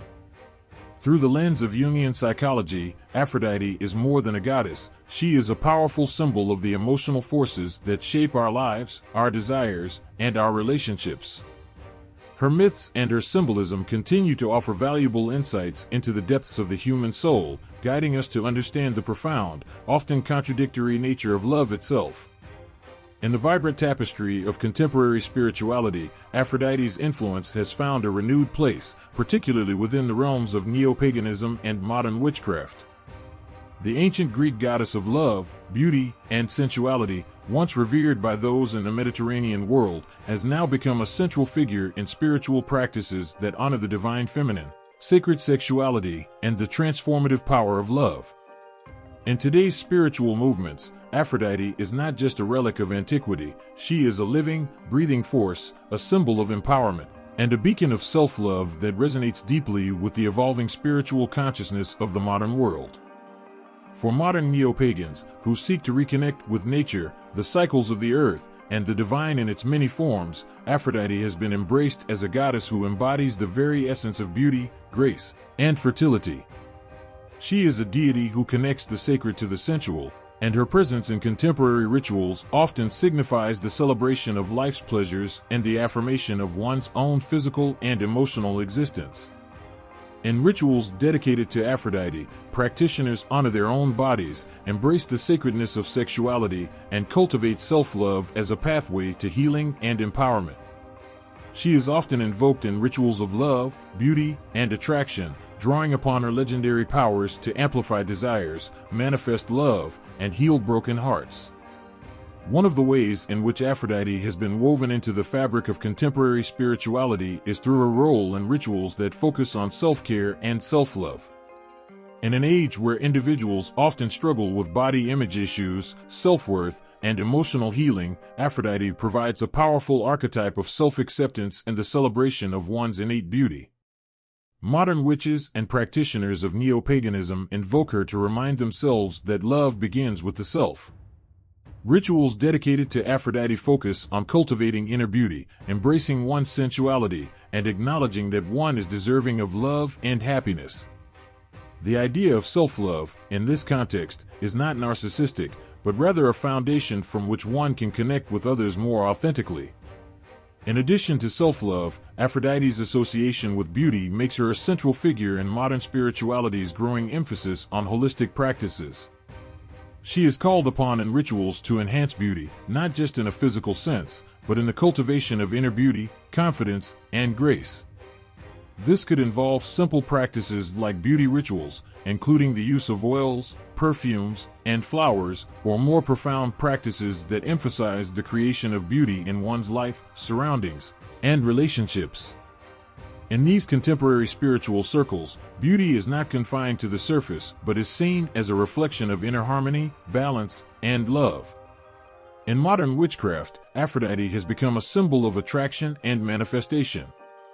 Her energy is used to assist practitioners in drawing love, beauty, and abundance into their lives.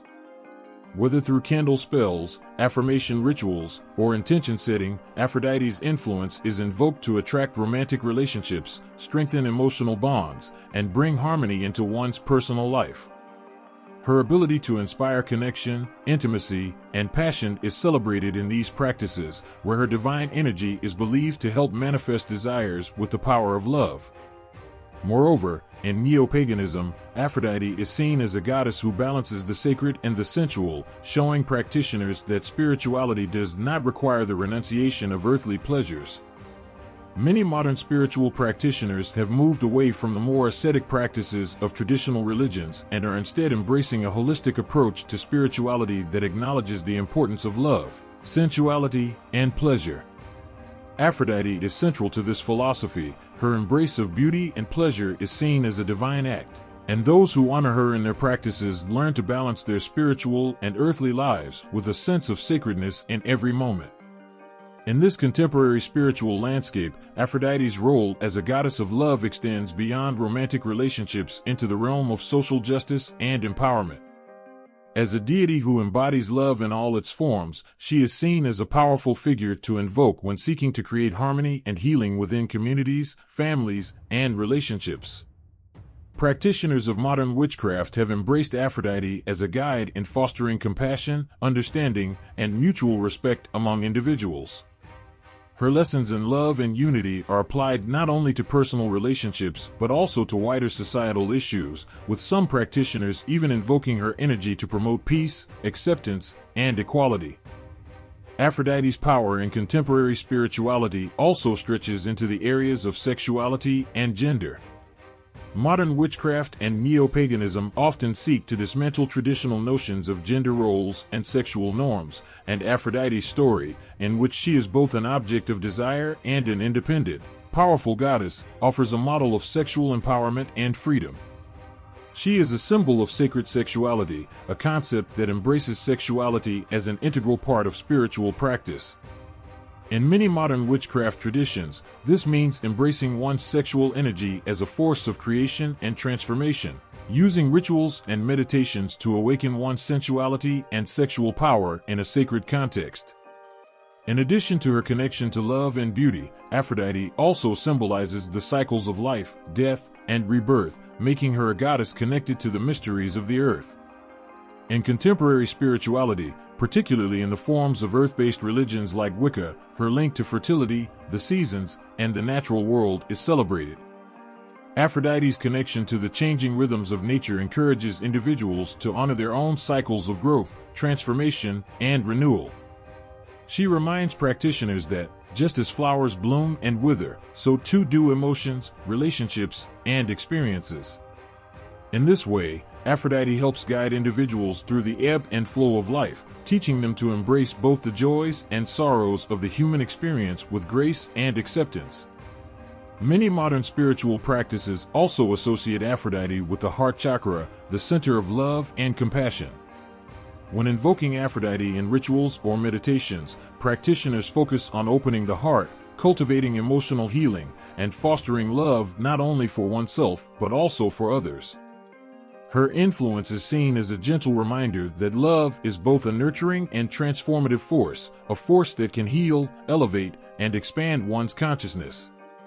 For those seeking to heal from emotional wounds or reconnect with their own capacity for love, Aphrodite offers an archetype of boundless compassion and tenderness. Ultimately, Aphrodite's role in contemporary spirituality and neo-paganism reflects the ongoing relevance of ancient mythological figures in the modern world. Her image as a goddess of love, beauty, and sensuality has evolved into a symbol of empowerment, self-love, and spiritual awakening. In today's spiritual practices, she represents not only the beauty of the external world but also the beauty that resides within, encouraging practitioners to honor and embrace both their bodies and souls. In modern witchcraft and neo-pagan rituals, Aphrodite is a reminder that love is the most transformative and powerful force in the universe, capable of healing, manifesting desires, and ultimately guiding individuals toward wholeness and fulfillment. In the world of astrology, Aphrodite's influence continues to shimmer brightly through her planetary counterpart, Venus. Known as the goddess of love, beauty, and sensuality, Aphrodite finds her astrological expression in Venus, the second planet from the sun. Venus, both in ancient myth and modern astrology, embodies the qualities of love, attraction, and harmony. She governs not only the realms of romance and desire, but also the pursuit of beauty, the search for balance in relationships, and the profound connection between our inner and outer worlds. Her influence extends far beyond simple romantic love. Venus shapes how we connect to the world and those around us on a deeply emotional, spiritual, and aesthetic level. When Venus appears in an astrological chart, her placement reveals the way an individual experiences love, attraction, and beauty. Those who are influenced by Venus, particularly through strong aspects to their sun, moon, or ascendant, often find themselves drawn to matters of the heart, seeking harmony in their relationships, and developing an appreciation for the finer things in life. Venus, like Aphrodite herself, invites individuals to explore the tender, nurturing aspects of life and brings a sense of grace and gentleness wherever she is present.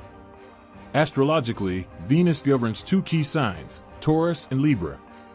Each of these signs expresses Venusian qualities in its own distinct way, yet both share a focus on the aesthetics of life and the importance of connection. Taurus, ruled by Venus, represents the grounding, sensual aspects of love and beauty.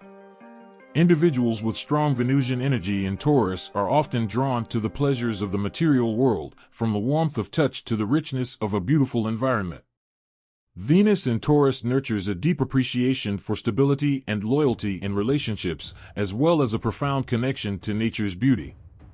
Taurus, with Venus as its guide, teaches us the value of self-care, enjoying life's simple pleasures, and taking time to cultivate love in a grounded, sensual way.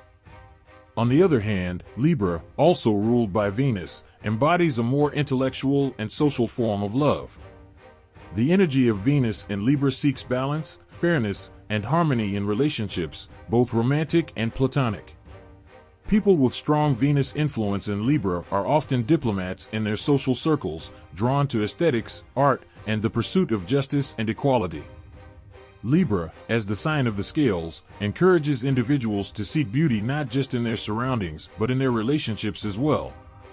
It fosters a desire for partnership and the ability to see beauty in the world through the eyes of another. Under Venus's rule, Libra emphasizes the importance of compromise and cooperation in love, and it is through these qualities that lasting bonds are formed. But Venus's influence is not confined only to these signs. In astrology, the position of Venus in a birth chart reveals how an individual expresses love, affection, and attraction, offering insights into how they approach beauty, self-worth, and relationships. A strong Venus placement, whether by conjunction, sextile, or trine, can bring out an individual's natural charm, magnetism, and ease with relationships. People with prominent Venus placements often have a refined sense of beauty, whether in art, nature, or human connection. They may be drawn to creating beautiful spaces, cultivating aesthetic harmony, or engaging in activities that involve artistic expression. Venus's energy is soothing and sensual, inviting individuals to indulge in pleasure, sensuality, and emotional connection. Venus's influence in astrology also extends to her role in love and attraction. In a romantic context, Venus represents how we give and receive love. She speaks to our desires and our capacity for affection, urging us to seek out experiences that bring joy, satisfaction, and fulfillment. The planet Venus governs not just romantic love, but all forms of love, self-love, familial love, and the love of friends. Her energy invites individuals to nurture these connections with warmth, care, and compassion, encouraging them to find beauty in both themselves and others. In this sense, Venus's energy is about balance and attraction, guiding individuals toward relationships that enhance their emotional well-being and personal growth. One of Venus's most prominent roles in astrology is in the realm of attraction. She is the goddess of allure and desire, and her energy can reveal what draws us to others, what we find beautiful, alluring, or magnetic. Venus's influence in a person's chart may show not only what they value and love, but also the kinds of people or qualities they are attracted to. This can include physical beauty, kindness, intellectual connection, or emotional depth. In love, Venus encourages individuals to seek out connections that are enriching, both emotionally and physically, and it highlights the importance of compatibility, shared values, and mutual respect. Beyond romantic love, Venus's energy touches the broader realm of creativity and beauty. As the patron goddess of the arts, Venus governs our capacity to create and appreciate beauty in all forms: art, music, dance, literature, fashion, and beyond. The placement of Venus in a birth chart can offer clues about an individual's artistic talents, aesthetic preferences, and how they express their creativity. Venus encourages us to appreciate the beauty in the world around us, whether it's the delicate petals of a flower, the brushstrokes on a canvas, or the harmony of a song. Her energy is one that nurtures beauty in all of its forms, teaching us to see the world as a work of art, filled with wonders to be adored. Venus also carries a potent connection to self-worth. In astrology, Venus is often linked to how we perceive our own value and how we seek validation from others. If Venus is well placed in a chart, the individual may have a healthy sense of self-esteem and an ease with self-love. On the flip side, challenging aspects to Venus can indicate struggles with self-worth, beauty, or the desire to seek love outside oneself. As the goddess of love, Venus reminds us that we must first cultivate love and beauty within, nurturing our own sense of worth before we can fully give and receive love from others. The cycles of Venus also hold astrological significance. Venus goes through retrograde periods, when she appears to move backward in the sky, which is often associated with a time of reflection, revisiting past relationships, and reevaluating our values in love and beauty. Venus retrograde periods are times of introspection, where individuals are encouraged to review their approach to love, self-worth, and relationships. These times often bring old wounds to the surface, allowing for healing and transformation in matters of the heart. In the astrological context, Venus also has a strong connection to harmony and peace. She encourages us to seek balance in all aspects of life, from relationships to personal values, from creative expression to emotional fulfillment. Venus is not just about finding beauty in the world, but about cultivating inner harmony and peace within ourselves, embracing both our light and dark aspects with love and acceptance. Aphrodite's influence, expressed through Venus in astrology, thus guides us in our quest for love, beauty, and harmony in our lives. Whether we are cultivating self-love, seeking out romantic connections, or pursuing artistic expression, Venus's energy helps us navigate the world with grace, compassion, and a deep appreciation for the beauty that exists within and around us. Aphrodite's legacy continues to live on in the stars, offering guidance on how to live our lives with love, beauty, and harmony as our guiding lights. Aphrodite, the goddess of love, beauty, and passion, remains a symbol of enduring mystery, and her stories continue to captivate us in the modern world. Her mythological presence transcends time, geography, and culture, becoming a universal archetype of love's complexities, beauty's fleeting nature, and the intricate dance between desire and power. Today, we find her in the most unexpected places, not only in the realms of art and literature, but also in conversations about the human condition. So, what is it about Aphrodite that makes her mythic stories so relevant, so magnetic, and so deeply ingrained in the collective psyche of humanity? Perhaps the answer lies in the very nature of her domains: love, beauty, and desire. These are themes that remain central to the human experience, regardless of era or culture. Aphrodite represents a force that is primal, undeniable, and constantly present. Love, in its many forms, romantic, self-love, familial love, and the passion that fuels creation and destruction, will always be at the heart of human existence. Her stories offer not only a mirror for our own desires and vulnerabilities, but also an ancient lens through which to examine our ever-changing relationship to love, beauty, and sensuality. Her birth itself is an enigma. Born from the foam of the sea, created by the severed genitals of Uranus, Aphrodite's entrance into the world speaks to the rawness of her power. There is nothing tame or modest about her origins. She is the very embodiment of creation, love, and desire unfurling from the depths of chaos. The idea of love emerging from pain and destruction is a theme that resonates with us today, particularly in moments of personal growth and healing. The experience of suffering often serves as the backdrop for the most profound forms of transformation. Aphrodite's myth reminds us that love is born not only from beauty and harmony, but also from disruption, conflict, and the breaking of old structures. One of the reasons why Aphrodite's myth persists is that her power is not limited by traditional notions of morality or ethics. She does not represent the idealized, pure form of love or beauty that we often see in religious texts or philosophical systems. Instead, she embraces the totality of love's spectrum: passion, jealousy, obsession, seduction, and even betrayal. Her relationships with gods and mortals alike are complex and often fraught with imperfection, offering a mirror for our own experiences with love. In the myths, Aphrodite is no stranger to infidelity, deception, and heartbreak. Her affair with Ares, the god of war, serves as a reminder that even gods are not immune to the turmoil of desire and its consequences. These tales, raw and imperfect, strike a chord with us because they reflect the messiness and unpredictability of real human relationships. Aphrodite is not an ideal, but a reflection of the deep, contradictory emotions that swirl within the human heart. Moreover, her role in mythology transcends romantic relationships.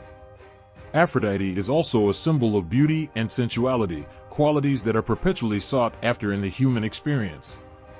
From the artist's brush to the lover's touch, beauty in all its forms continues to be an aspiration, a pursuit, and sometimes an obsession. Aphrodite, as the goddess of beauty, reflects not only our desire to behold beauty, but also our desire to be seen and desired. She speaks to the deep need for validation, to be cherished, and to be recognized as worthy of love. This is an essential part of the human condition, especially in an era dominated by social media, where external validation often seems as significant as internal worth. Aphrodite's eternal allure reminds us of the power of beauty, its ability to captivate, to influence, and to define how we see ourselves and others. Yet, her myth also warns of the dangers of vanity, showing us that beauty, like love, can be a fleeting and potentially destructive force when placed above all else. Aphrodite's ability to transcend conventional boundaries also contributes to her enduring appeal. She exists in both the celestial and earthly realms. As a goddess, she is revered for her divine nature, but as a figure of passion and sensuality, she represents the very human experiences of longing, lust, and attraction.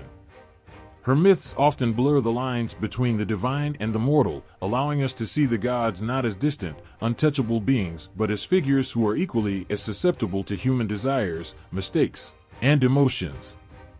Aphrodite embodies this fusion, showing us that love and beauty are not separate from our everyday lives, but woven into the fabric of who we are.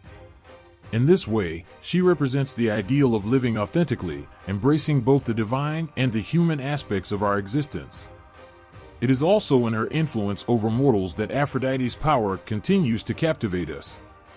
In the myths, she is frequently seen acting as a catalyst for change, pushing mortals to confront their deepest desires, their truest selves, and the consequences of their actions. The story of Paris, who awarded her the golden apple, leading to the Trojan War, is one such example. Aphrodite promises Paris the love of the most beautiful woman in the world, Helen, and in doing so, sets into motion a series of events that will lead to tragedy. Her influence on Paris reflects the human tendency to be swept away by the allure of love, desire, and beauty, sometimes without understanding the far-reaching consequences of those choices. It's a theme we still recognize today, where the pursuit of love or beauty can sometimes cloud our judgment, leading to destructive outcomes. Aphrodite, as a catalyst of both creation and destruction, teaches us that love and desire are forces beyond our control, both magical and dangerous. In contemporary times, Aphrodite's myths resonate because they still hold lessons for us in how we navigate our emotions, desires, and relationships. She continues to inspire poets, artists, and thinkers, offering an archetype for exploring the complexities of love and beauty. Her influence has spread beyond the ancient Mediterranean world, reaching into modern pop culture, where she is often depicted as a symbol of the feminine ideal, yet she retains the depth and complexity of her ancient origins. Aphrodite challenges us to confront both the light and shadow aspects of our nature, to embrace love's full spectrum, and to understand that true beauty is not merely external, it resides within, in the way we love, in the way we connect, and in the way we embrace the complexities of being human. Aphrodite's myths endure because they speak to the heart of what it means to be human. Love, beauty, and desire are timeless, universal experiences that shape our lives, our relationships, and our very identities. Aphrodite's stories continue to captivate us because they reflect the depth, the contradictions, and the transformative power of these forces. Her legacy is not just in the gods and mortals she touched in ancient times, but in the ongoing ways she shapes our own understanding of love, beauty, and the complexity of the human heart. Aphrodite stands as one of the most celebrated symbols of the feminine divine, a goddess whose power and influence transcend cultures and time periods. As the Greek goddess of love, beauty, and passion, she is often seen as the embodiment of feminine energy, one that governs not only romantic love but also the nurturing, creative forces that bind the world together. But Aphrodite is not alone in her representation of the feminine divine. Across cultures and religions, love goddesses embody the complexity and diversity of female power, showing us that the essence of femininity is not one-dimensional but multifaceted and ever-evolving. These love goddesses, like Aphrodite, transcend the earthly realm, representing not only romantic affection but also the nurturing, life-giving, and transformative energies of the universe. Aphrodite's essence resonates through various cultures and religions, often intersecting with other divine figures who hold power over love and beauty. Across the ancient world, these deities are revered for their ability to inspire passion, compassion, and creativity, yet each culture has its own unique lens through which they perceive the feminine divine. While Aphrodite embodies love's ethereal and seductive qualities, her counterparts in other traditions offer complementary energies, each goddess playing a role in the dance between creation, destruction, and rebirth that is at the heart of the feminine divine. In Mesopotamian mythology, the goddess Inanna, also known as Ishtar, shares many similarities with Aphrodite. Both are associated with beauty, fertility, and desire, and both serve as symbols of sensuality and love. Inanna, the Sumerian goddess of love, war, and sexuality, was revered for her strength and independence. She embodied both the tender and the fierce aspects of femininity, leading her people to view her as a divine figure who could bring about both creation and destruction. Inanna's descent into the underworld, where she confronts the goddess irresistible, serves as a powerful metaphor for the feminine experience, showing that love and beauty are not merely about light and pleasure, but are also intertwined with loss, death, and rebirth. Just as Aphrodite emerged from the sea, Inanna's story highlights the cyclical nature of feminine energy, demonstrating how even in the face of tragedy, the feminine divine is a force that drives transformation and renewal. Inanna's influence extends to her later counterpart, Ishtar, in Babylonian mythology. Like Aphrodite, Ishtar represents both the nurturing, life-giving energy of love and the destructive force that love can sometimes become. She is a goddess of fertility, sensuality, and passion, and her presence in myth and literature speaks to the deep, primal aspects of love, those that are uncontrollable, untamed, and capable of overwhelming the human spirit. Ishtar's love for the mortal Gilgamesh, as well as her passionate relationship with the god Tammuz, mirrors Aphrodite's many romantic entanglements with gods and mortals, underscoring the idea that love's power can be both a blessing and a curse. Through Ishtar, we are reminded that the feminine divine is not a passive force, but one that demands reverence, respect, and recognition of its dual nature. Similarly, in Hindu mythology, the goddess Lakshmi embodies beauty, love, and prosperity, though with a different focus on wealth and well-being. As the consort of the god Vishnu, Lakshmi represents the abundance that comes with love, both material and spiritual. Her beauty is not just physical but also represents the harmony and balance of the universe. She is often depicted with lotus flowers, symbolizing purity and spiritual enlightenment, and her worship centers on both the material and spiritual aspects of life. Lakshmi's love is seen as a nurturing, sustaining force, one that provides stability and support to the world. Her divine energy is not one of fiery passion, but rather one of quiet grace, teaching her followers that true love comes through balance, respect, and a deep connection to the divine. In the ancient Egyptian pantheon, the goddess Hathor also shares affinities with Aphrodite in her role as a goddess of love, beauty, and sexuality. Hathor, however, holds a unique place in Egyptian mythology, where she is not only the goddess of love and beauty, but also a protector of women and children. She is associated with music, dance, and joy, elements that evoke the sensual, celebratory nature of femininity. Hathor's connection to motherhood and fertility adds an additional layer to her embodiment of the feminine divine. Like Aphrodite, Hathor is a goddess of pleasure, yet her myth also highlights the maternal, life-giving aspects of feminine energy. She is a nurturing figure, one that fosters creativity, vitality, and emotional connection. Her role as a protector and healer suggests that the feminine divine is not solely about love as an abstract concept, but also about the practical, nurturing power that sustains life. In the Celtic traditions, the goddess Brigid also reflects aspects of the feminine divine that intersect with Aphrodite's influence. Brigid, known for her association with poetry, healing, fertility, and smithcraft, embodies both creative and nurturing forces. While she is not strictly a love goddess, her energy connects deeply with the themes of beauty and creation that Aphrodite represents. Brigid's association with the hearth and the forge highlights the transformational aspects of femininity, the ability to create, destroy, and rebuild. Like Aphrodite, Brigid represents the creative fire that burns within every woman, urging her to express herself fully, whether through art, love, or healing. Across these various traditions, the love goddesses share a common thread. They represent a force that is simultaneously beautiful and dangerous, nurturing and destructive, tender and fierce. Aphrodite's mythic journey echoes the experiences of countless women who have navigated the complexities of love, desire, and power throughout history. Her connections to gods and mortals, her many lovers and relationships, and her ability to evoke both joy and pain reflect the contradictions inherent in femininity itself. These goddesses are not passive figures to be admired from afar, but active agents of change, growth, and transformation.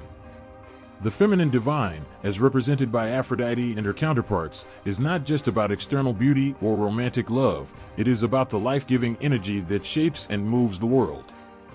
These goddesses are symbols of the strength and complexity of women, of their ability to create, nurture, protect, and destroy.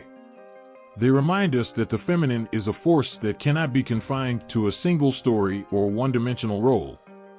Just as Aphrodite embodies love in all of its forms, romantic, maternal, sensual, and spiritual, so too do the love goddesses of other cultures reflect the multifaceted nature of the feminine divine. In exploring these myths, we gain a deeper understanding of how love and beauty are not mere ideals to be aspired to, but forces that shape the very fabric of existence. Aphrodite, Inanna, Lakshmi, Hathor, and the other love goddesses are timeless embodiments of the power of the feminine, and their enduring presence in world mythology and religion reflects the universality of their message, that love, beauty, and the feminine spirit are at the heart of life itself. When you stand before the ruins of an ancient temple, the air seems to pulse with the echoes of a time long past, a time when those stones held the divine presence of gods and goddesses, and worship was not just a ritual but a living, breathing part of daily existence. For centuries, temples dedicated to Aphrodite, the goddess of love and beauty, stood as sacred spaces where mortals sought her blessings. Yet today, many of these sacred sites are nothing more than crumbled foundations and withered columns. The challenge now is not only to reconstruct the physical structure of these temples, but to breathe life back into the memories of the rituals, the prayers, and the profound reverence that once filled these spaces. Aphrodite's temples were not only places of worship, they were monumental symbols of her power and influence over both the divine and mortal worlds. From Cyprus, where she was said to have emerged from the sea, to the grand temple of Aphrodite at Corinth, which once stood as one of the largest and most luxurious, these temples were built with extraordinary skill and devotion. The ancient Greeks and their successors recognized the importance of these sanctuaries, where love, beauty, fertility, and desire were celebrated in grand, lavish ceremonies. In the ruins of these temples, archaeologists find not just stones and bricks, but pieces of human history, offering insight into how the ancients understood love and the divine. One of the most significant archaeological sites related to Aphrodite is the Temple of Aphrodite at Paphos, located on the island of Cyprus, considered her sacred birthplace. The temple, dating back to the 12th century BCE, was a major center of worship in the ancient world. Excavations have revealed a wealth of artifacts, including statues of Aphrodite, inscriptions, and the remains of altars used for sacrifices. The site is steeped in myth. Legend tells that Aphrodite was born from the sea foam at this very spot, and it was here that the goddess's cult flourished for centuries. As archaeologists work to reconstruct the temple, they bring to light the grandeur of the structure, with its columns, statues, and votive offerings that give a glimpse into the devotion of those who came to seek Aphrodite's favor. The process of reconstructing the temple is not just about restoring stone to its former glory, but about understanding the spiritual significance that these spaces held for the people who worshipped there. Another critical site is the Temple of Aphrodite at Corinth, one of the wealthiest and most powerful cities in ancient Greece. The temple was renowned not only for its size, but also for the presence of sacred prostitutes, who were believed to be in the service of the goddess herself. These women, known as temple prostitutes, performed rituals of love and sensuality as part of the religious practices devoted to Aphrodite. Excavations in Corinth have uncovered statues, coins, and inscriptions that reveal the lavishness of the temple's offerings. In its prime, the temple was adorned with splendid artwork, intricate mosaics, and precious materials that reflected the importance of Aphrodite in Corinthian society. The task of reconstructing this temple is as much about understanding the role of love and beauty in ancient Greek culture as it is about piecing together the physical remains of a once grand structure. Through meticulous work, archaeologists uncover not only the layout and design of the temple but also its role in shaping social and religious practices related to Aphrodite's worship. Perhaps one of the most famous reconstructions is the Temple of Aphrodite at Delos, one of the most sacred islands in the ancient world. Delos, once a thriving center of trade and culture, was home to a major temple dedicated to Aphrodite, and it is here that the goddess was said to have had a connection to the island's ancient worship practices. The temple's ruins, which date back to the 3rd century BCE, have been subject to various excavations over the years. The restoration process is ongoing, but every discovery, from the remains of statues to the foundations of the temple, gives archaeologists and scholars deeper insight into the rituals and religious practices that took place at this revered site. Like many of Aphrodite's temples, the one at Delos was built with beauty in mind. Its design emphasized harmony, balance, and the celebration of divine femininity. The act of reconstruction is not simply about the physical form of the temple, but also about restoring the profound cultural and spiritual significance that it held for the people of Delos.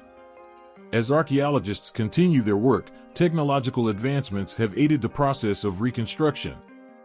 The use of 3D imaging and computer modeling has allowed experts to digitally restore the temples, helping to visualize what they may have looked like in their prime. These technologies allow for detailed reconstructions that can reveal the intricate designs of the columns, the proportions of the temple, and the artistic works that decorated its walls. The ability to virtually reconstruct these sacred sites offers a glimpse into their original grandeur, helping to preserve not just the ruins but the intangible cultural heritage that they represent.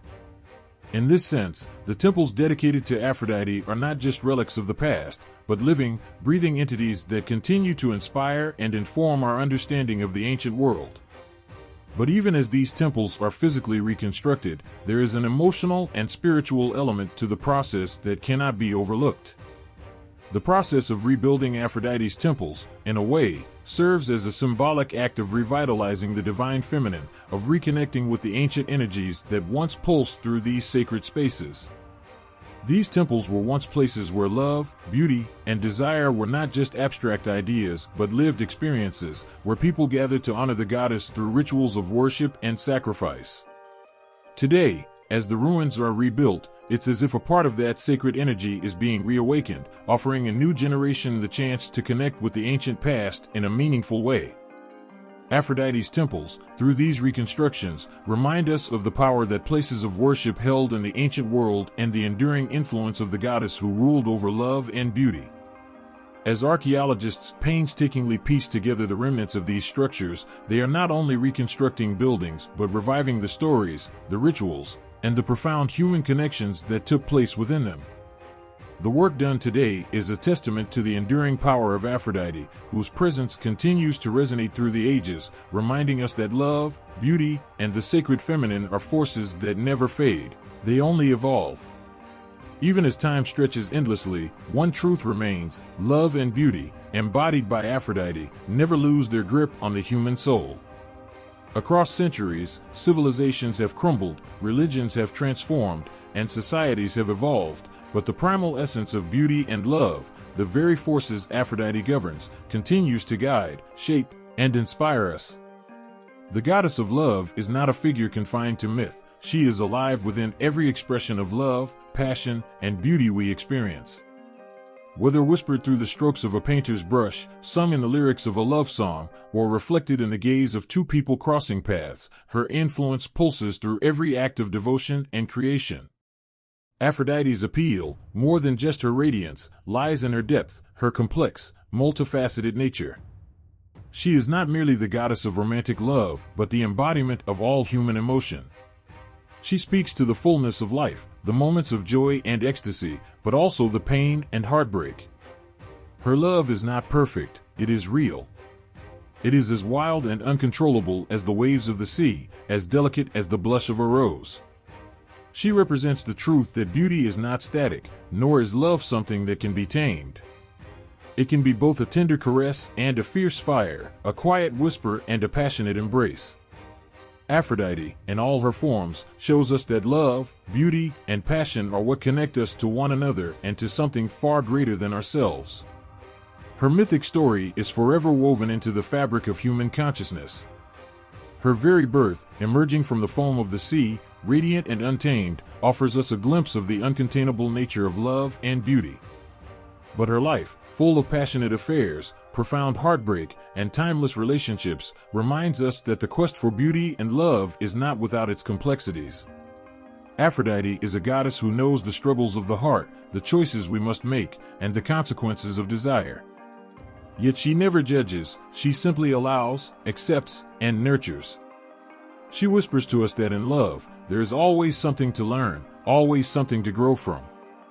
Even as society changes and new ideologies emerge, Aphrodite remains relevant. Her mythology continues to resonate because it taps into something universal. The pursuit of beauty and love is intrinsic to the human condition. It transcends age, culture, and time. We see her reflected in modern art, literature, film, and spirituality, reminding us that her power is not something of the past, but a living, evolving force. The way we understand her may shift, but her essence, the capacity to create, inspire, and transform through love and beauty, endures. Her legacy is more than just one of mythic grandeur, it's the silent, unspoken moments of connection that happen every day. It is the look exchanged between two people, the tender moments of intimacy, the love we hold for those we care about, and the beauty we find in the world around us.